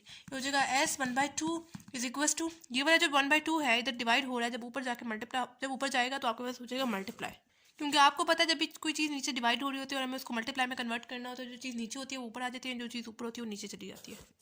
ये हो जाएगा 1 प्लस ये वाला जो 1/2 इधर डिवाइड हो रहा है ऊपर जाएगा तो आपके पास मल्टीप्लाई हो जाएगा। मतलब डिवाइड से मल्टीप्लाई में कन्वर्ट करना होता है, जो चीज़ नीचे होती है वो ऊपर आ जाती है, जो चीज़ ऊपर होती है वो नीचे चली जाती है, कुछ ऐसे। एंड 1 माइनस 1/2 पावर n-1 आ गया as it is minus 2n-1 and 1/2 power n, ठीक है। अब ये वाला जो 2 इधर 1/2 इधर मल्टीप्लाई हो रहा है, इसके साथ दूसरा जाएगा तो डिवाइड हो जाएगा। यानी आप लोग के पास 1/2 इधर मल्टीप्लाई हो रहा है, दूसरा जाएगा तो डिवाइड हो जाएगा, यानी ऐसे हो जाएगा आपके पास 2/1 हो जाएगा, ठीक है। मतलब मेरे पास ऊपर ये वाला जो 2 है ना, ये इधर डिवाइड हो रहा है, दूसरा जाके मल्टीप्लाई होगा, इस तरह कर ले। 1 मल्टीप्लाई होगा इसके साथ आपके पास ऐसे आ जाएगा इज इक्वल टू 2 मल्टीप्लाई होगा 1 के साथ आपके पास 2 आ जाएगा, प्लस 2 मल्टीप्लाई होगा 2 के साथ आपके पास 4 आ जाएगा, 1 minus 1/2 is to power n-1 and minus 2 multiply होगा 2n-1 1/2 power n as it is आ जाएगा, ठीक है। एंड ये आ गया आपके पास फाइनल आंसर, ठीक है। दोबारा से समझ लेते हैं हम लोगों ने इस क्वेश्चन में क्या किया। हम लोगों ने एक सीरीज क्वेश्चन नंबर 1 को 2 सीरीज में स्प्लिट करके लिखा, ठीक है। स्प्लिट करने के बाद यहाँ पे मेरे पास जो एनथ टर्म आ रही थी, फर्स्ट स्टेप क्या था? एनथ टर्म लिखी और इसे प्रीवियस टर्म लिख दी। उसके बाद हम लोगों ने उसको इक्वेशन नंबर 2 को कर दिया, उसको इक्वेशन नंबर 2 को हम लोगों ने कॉमन रेशियो के साथ मल्टीप्लाई किया। कॉमन रेशियो के साथ मल्टीप्लाई करने के बाद थर्ड स्टेप क्या था? Equation number 2 and equation number 3 को हम लोगों ने क्या कर देना है? सब्ट्रैक्ट कर देना है। सब्ट्रैक्ट कर लिया हम लोगों ने, पेयर्स के हिसाब से आप लोगों ने सब्ट्रैक्ट कर लेना है, ठीक है। यहाँ से हम लोगों ने जो चीज़ जैसे कॉमन जा रही थी कॉमन ले ली। उसके बाद मेरे पास इतने से पार्ट में ज्योमेट्रिक सीरीज़ का फॉर्मूला इस्तेमाल होता है। मैं 1 नहीं लूँगी और लास्ट टाइम नहीं लूँगी, क्योंकि ये मेरे पास ज्योमेट्रिक सीरीज़ में नहीं आ रही। ये मेरे पास ज्योमेट्रिक सीरीज़ का फॉर्मूला ख़राब कर रही है, इस वजह से मेरे पास मैंने सिर्फ इतनी सी वैल्यू ली दरमियान से, ठीक है। ज्योमेट्रिक सीरीज़ का जिसमें रेशो की वैल्यू 1 से छोटी आ रही है, वो वाला फॉर्मूला इस्तेमाल किया, क्योंकि मेरे पास रेशो की वैल्यू 1 से छोटी आ रही थी। फॉर्मूला यूज़ किया, फॉर्मूला यूज़ करने के बाद सिंपल ये जो सा 1/2 यहाँ पे 2 यहाँ पे डिवाइड होता है, दूसरे पे यहाँ मल्टीप्लाई हो गया। आगे अगर आप लोग और भी स्टेप करना चाहते हो तो आप लोग बेशक कर लें, लेकिन यहाँ तक भी ठीक है, ठीक है। जो फिफ्थ पार्ट है ये, इसको आप लोग क्वेश्चन नंबर 1 का नाम देते हैं। इसको भी हम लोग 2 सीरीज में स्प्लिट करेंगे। एक दफ़ा मैं लिख रही हूँ कॉन्स्टेंट्स वाली टर्म, यानी 1 + 7 + 13 + 19 अप टू सो ऑन ऐसे। अब मैंने इसके साथ सबके साथ प्लस का साइन डाला है, जबकि यहाँ पे मेरे पास एक दफ़ा माइनस फिर प्लस, फिर एक दफ़ा माइनस फिर plus, up to so on ऐसे चल रही है। क्यों मैंने इस तरह क्यों समय प्लस डाला है? क्योंकि मेरे पास अगर मैं यहाँ पे नेगेटिव साइन डाल देती हूँ तो फिर ये मेरे पास अर्थमेटिक सीरीज़ में नहीं आ रही। मुझे क्या करना है, एक अर्थमेटिक सीरीज़ में आंसर लाना है और एक मुझे ज्योमेट्रिक सीरीज़ में लाना है। इस वजह से मैंने इसके साथ पॉजिटिव साइन डाल दिया। और जो मैं ज्योमेट्रिक सीरीज़ के लिए लिख रही हूँ, यानी सीरीज़ यहाँ पे मेरे पास क्या है 1 है माइनस, इसमें मैं वेरिएबल्स को लिख रही हूँ, यानी 1 माइनस एक्स प्लस इसके साथ वेरिएबल क्या है x² है, प्लस इसके साथ क्या है वेरिएबल x³ है। यहाँ पे मैं उन साइंस के साथ कर रही हूँ, यानी +1 माइनस एक्स प्लस फिर लगा रही हूँ, फिर नेगेटिव साइन, फिर प्लस आएगा, उस तरह negative plus minus plus minus plus minus ऐसे ही आपके पास कंटिन्यू होती जाएंगी। यहाँ पे मैंने 1 क्यों लिखा है? क्योंकि इस वाले 1 के साथ मेरे पास वेरिएबल क्या है x⁻0 मेरे पास 1 ही आएगा, ठीक है। इस वजह से 1 को मैंने लिखा है स्टार्ट में, ठीक है। एक दफ़ा मैंने कांस्टेंट ले लिया स्टार्ट में और फिर मैंने वेरिएबल्स ले लिए। वेरिएबल्स को मैंने प्लस माइनस के हिसाब से लिखा है, जबकि जो मेरे पास कांस्टेंट्स थे उसके साथ मैंने सिर्फ प्लस वाला साइन डाला है, क्योंकि मेरे पास वो अर्थमेटिक सीरीज़ में नहीं आ रहे अगर मैं उसके साथ प्लस माइनस का साइन डाल दूँ। ये मेरे पास ज्योमेट्रिक सीरीज़ में आ रही है, ये मेरे पास अर्थमेटिक सीरीज़ में आ रही है। अर्थमेटिक सीरीज़ में कैसे मुझे पता चलेगा? यहाँ पे मेरे पास A1 टर्म है, A2 टर्म है, ये A3 टर्म है, ये मेरे पास A4 टर्म है। डिफरेंस हम लोग डिफरेंस अगर मेरे पास सेम आ रहा है तो फिर वो अर्थमेटिक सीरीज़ में है। कैसे निकालेंगे डिफरेंस, A2 में से प्रीवियस टर्म यानी A1 को सब्ट्रैक्ट करके मेरे पास डिफरेंस आएगा। A2 मेरे पास क्या है 7 है, माइनस A1 मेरे पास क्या है 1 है, 7 माइनस 1 मेरे पास क्या आ जाएगा 6 आ जाएगा। उसी तरह 13 माइनस 7 आपके पास 6 आ जाएगा, 19 माइनस 13 आपके पास 6 आ जाएगा। ठीक है, ये डिफरेंस सेम आ रहा है। तो जब आपके पास डिफरेंस सेम आ रहा होता है तो फिर वो सीरीज कौन सी सीरीज कहलाती है, अर्थमेटिक सीरीज कहलाती है। इसकी nth टर्म निकालनी है, इस वजह से मैं फॉर्मूला लिख रही हूँ अर्थमेटिक सीक्वेंस का, an is equal to A1 plus n minus 1 d। इस फॉर्मूले के थ्रू आप लोग कोई भी nth टर्म आसानी से निकाल सकते हैं। तो हम लोग इस फॉर्मूले के थ्रू इसकी nth टर्म निकाल लेते हैं और उसकी भी nth टर्म निकाल के मल्टीप्लाई करेंगे, मेरे पास इक्वेशन नंबर 1 की nth टर्म आ जाएगी। an is equal to A1 sequence की सीरीज की फर्स्ट टर्म क्या है 1 पुट कर देंगे, प्लस n माइनस 1 d की डिफरेंस क्या आ रहा है 6 आ रहा है, पुट करेंगे। an is equal to 1 plus 6 को दोनों टर्म के साथ मल्टीप्लाई करेंगे, n के साथ भी और 1 के साथ भी हो जाएगा। 6n माइनस 1 के साथ मल्टीप्लाई होगा तो 6 हो जाएगा। an is equal to 6n start में लिख रही हूँ 1 माइनस 5 1 माइनस 6 आपके पास क्या आ जाएगा -5 आ जाएगा, यानी इसकी nth टर्म आपके पास क्या आ गई 6n माइनस 5 आ गई। अब इसकी बारी इसकी भी nth टर्म निकालेंगे, कैसे निकालेंगे, इसकी nth टर्म निकालने के लिए पहले हमें निकालनी पड़ेगी रेशियो, चेक करनी पड़ेगा कि ये अर्थमेटिक सीक्वेंस में या सीरीज में आ भी रहा है कि नहीं आ रहा। सीरीज इन्वॉल्व है, इस वजह से सीरीज चेक करेंगे। तो रेशियो हम लोग कैसे चेक करते हैं, ये मेरे पास A1 टर्म है, ये A2 टर्म है, ये मेरे पास A3 टर्म है, ये मेरे पास A4 टर्म है। रेशियो हम लोग निकालते हैं A2 में से प्रीवियस टर्म यानी A1 को डिवाइड करके मेरे पास रेशियो आती है A2 मेरे पास क्या है -x है, डिवाइडेड बाय A1 मेरे पास क्या है 1 है, तो मेरे पास रेशियो यहाँ पे से क्या आ गई -x आ गई। आगे भी आप लोग चेक कर लें, आपके पास रेशियो -x ही आएगी। ठीक है, इसकी nth टर्म निकालने के लिए जनरल फॉर्मूला मुझे पता है ज्योमेट्रिक सीक्वेंस का, an is equal to A1 r⁻n-1।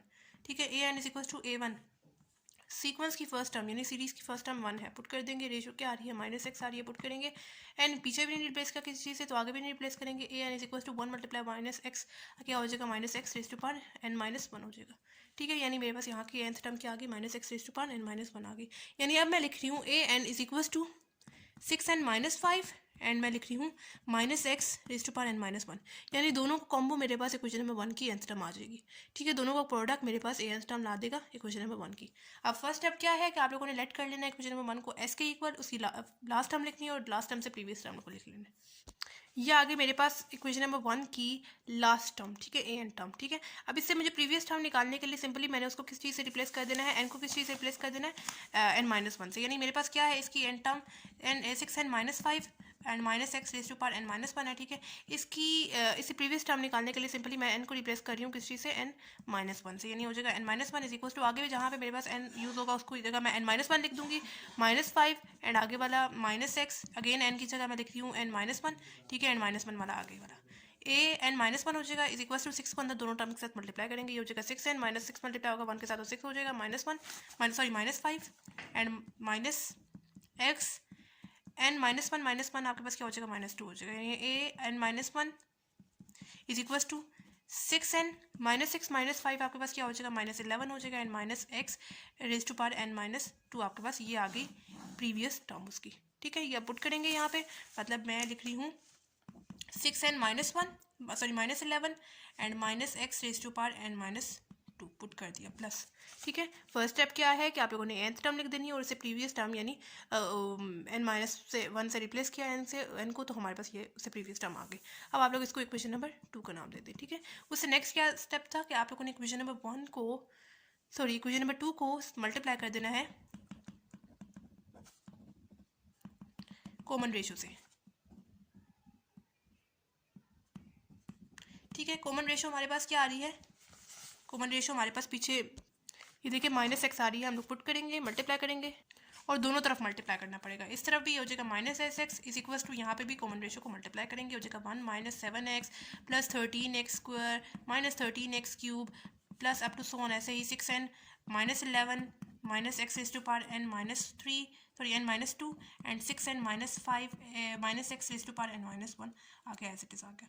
ठीक है, अब हम लोग जो -x को है अंदर सब टर्म्स के साथ मल्टीप्लाई करेंगे, ये हो जाएगा -x मल्टीप्लाई 1 मेरे पास क्या हो जाएगा -x हो जाएगा। ठीक है, उसके बाद -x मल्टीप्लाई -7x मेरे पास क्या हो जाएगा माइनस प्लस 7x² हो जाएगा। ठीक है, उसके बाद माइनस प्लस क्या हो जाएगा माइनस हो जाएगा 13x इंटू एक्स क्या हो जाएगा x³ हो जाएगा। उसी तरह मेरे पास आगे वैल्यूज चलती जाएंगी एंड यहाँ पे मेरे पास क्या है -x पावर क्या है n-2 है। ठीक है, और ये वाली पावर जब -x आकर इसके साथ मल्टीप्लाई होगी तो उसकी पावर क्या है 1 है। बेसिस सेम है तो आपके पास पावर ऐड हो जाएंगी n-2 और इसकी पावर क्या है 1 है, प्लस बेसिस सेम होगी पावर ऐड होगी ना, -2 प्लस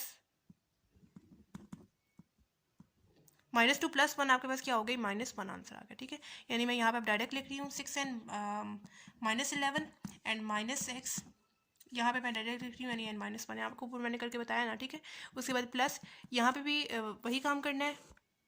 इसकी ये वाली जो टर्म है यानी -x पावर क्या है, n-1 है, ठीक है। एंड ये वाला जो -x इसके साथ आके मल्टीप्लाई होगा तो इसकी पावर क्या है, 1 है, ठीक है। बेसिस सेम होगी तो आपके पास पावर्स ऐड हो जाएंगी, यानी हो जाएगा n-1 एंड इसके साथ पावर क्या है, 1 है, यानी +1 हो जाएगा। -1 + 1 कैंसिल आउट होकर आपके पास क्या आ गया, यहाँ पे -x आ जाएगा, यानी 6n -5 and -x power n आ जाएगी, ठीक है।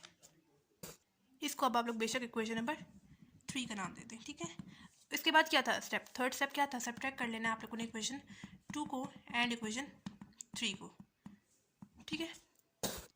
इक्वेशन नंबर 2 में आपके पास क्या है, s है, सब्ट्रैक्ट होगा आपके पास यहाँ पे, तो आपके पास क्या हो जाएगा, माइनस माइनस मतलब सब्ट्रैक्ट होगा ऐसे माइनस, और ये वाला sx, इसका अपना भी नेगेटिव साइन है, ठीक है, ऐसे हो जाएगा।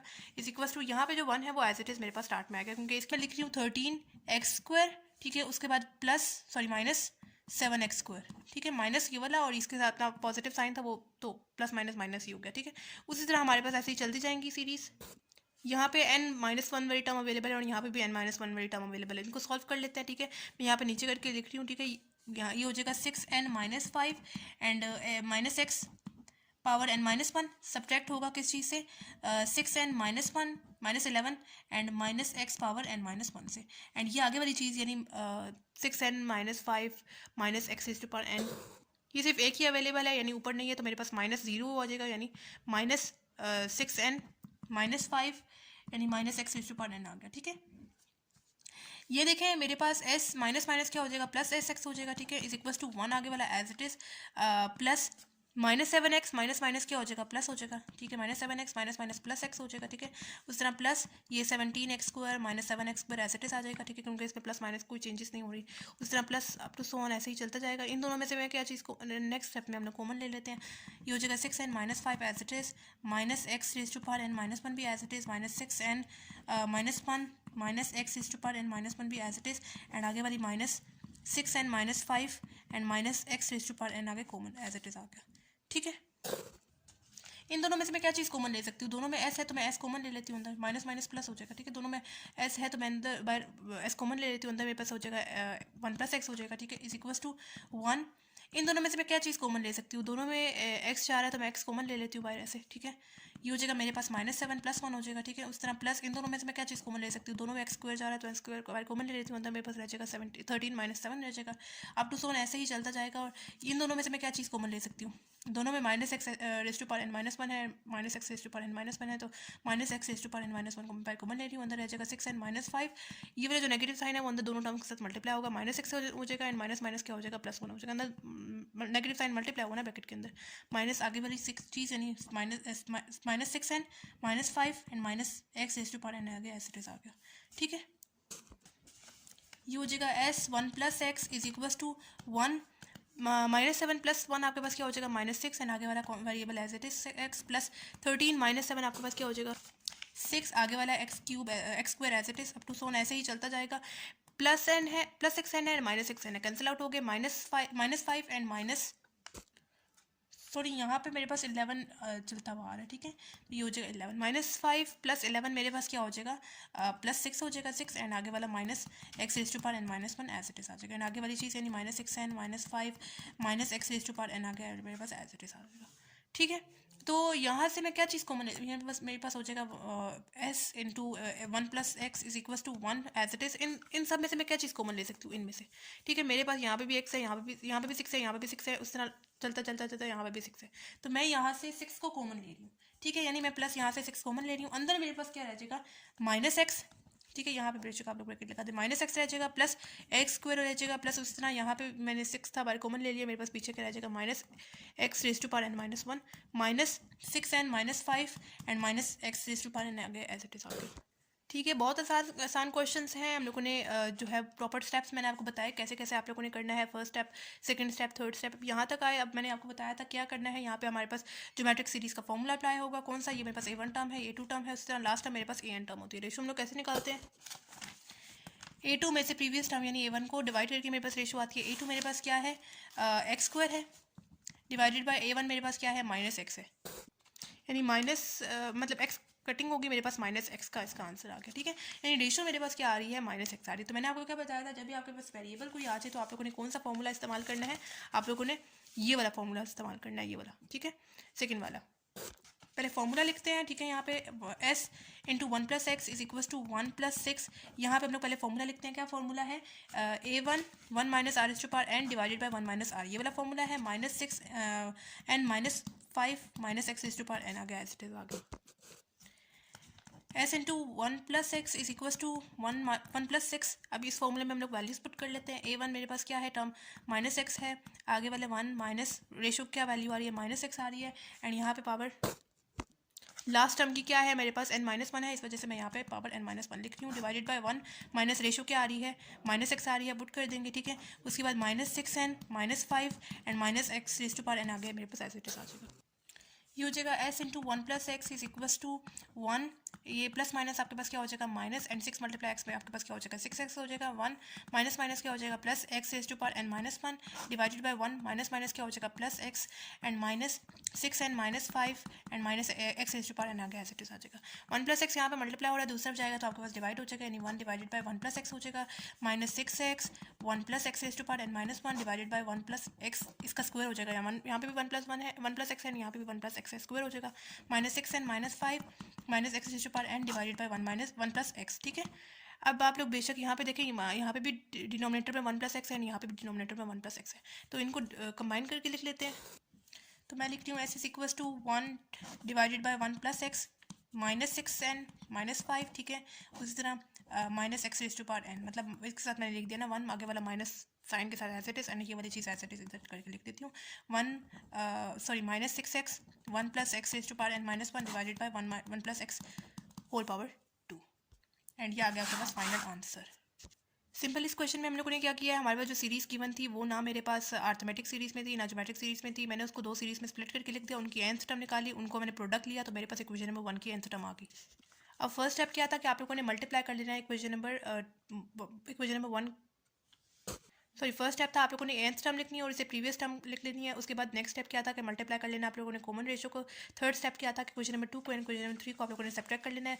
सब्ट्रैक्ट करने के बाद हम लोगों ने यहाँ पे उनके पेयर्स बनाते हुए कॉमन लेते हुए कैलकुलेशन की, सब्ट्रैक्ट किया, प्लस माइनस किया, एंड मेरे पास यहाँ पे ज्योमेट्रिक सीरीज़ का फॉर्मूला अप्लाई हो रहा था। फॉर्मूला मैंने खोल के लिखा, फॉर्मूले में वैल्यूज़ पुट की, फॉर्मूले में वैल्यूज़ पुट करने के बाद यहाँ पे इस +1+x को हम लोग दूसरी तरफ ले गए, डिनोमिनेटर की वैल्यू सेम थी, इस वजह से मैंने इनको कंबाइन करके लिख दिया और ये एक साइड पे करके लिख दी, एंड ये आ गया आपके पास फाइनल आंसर।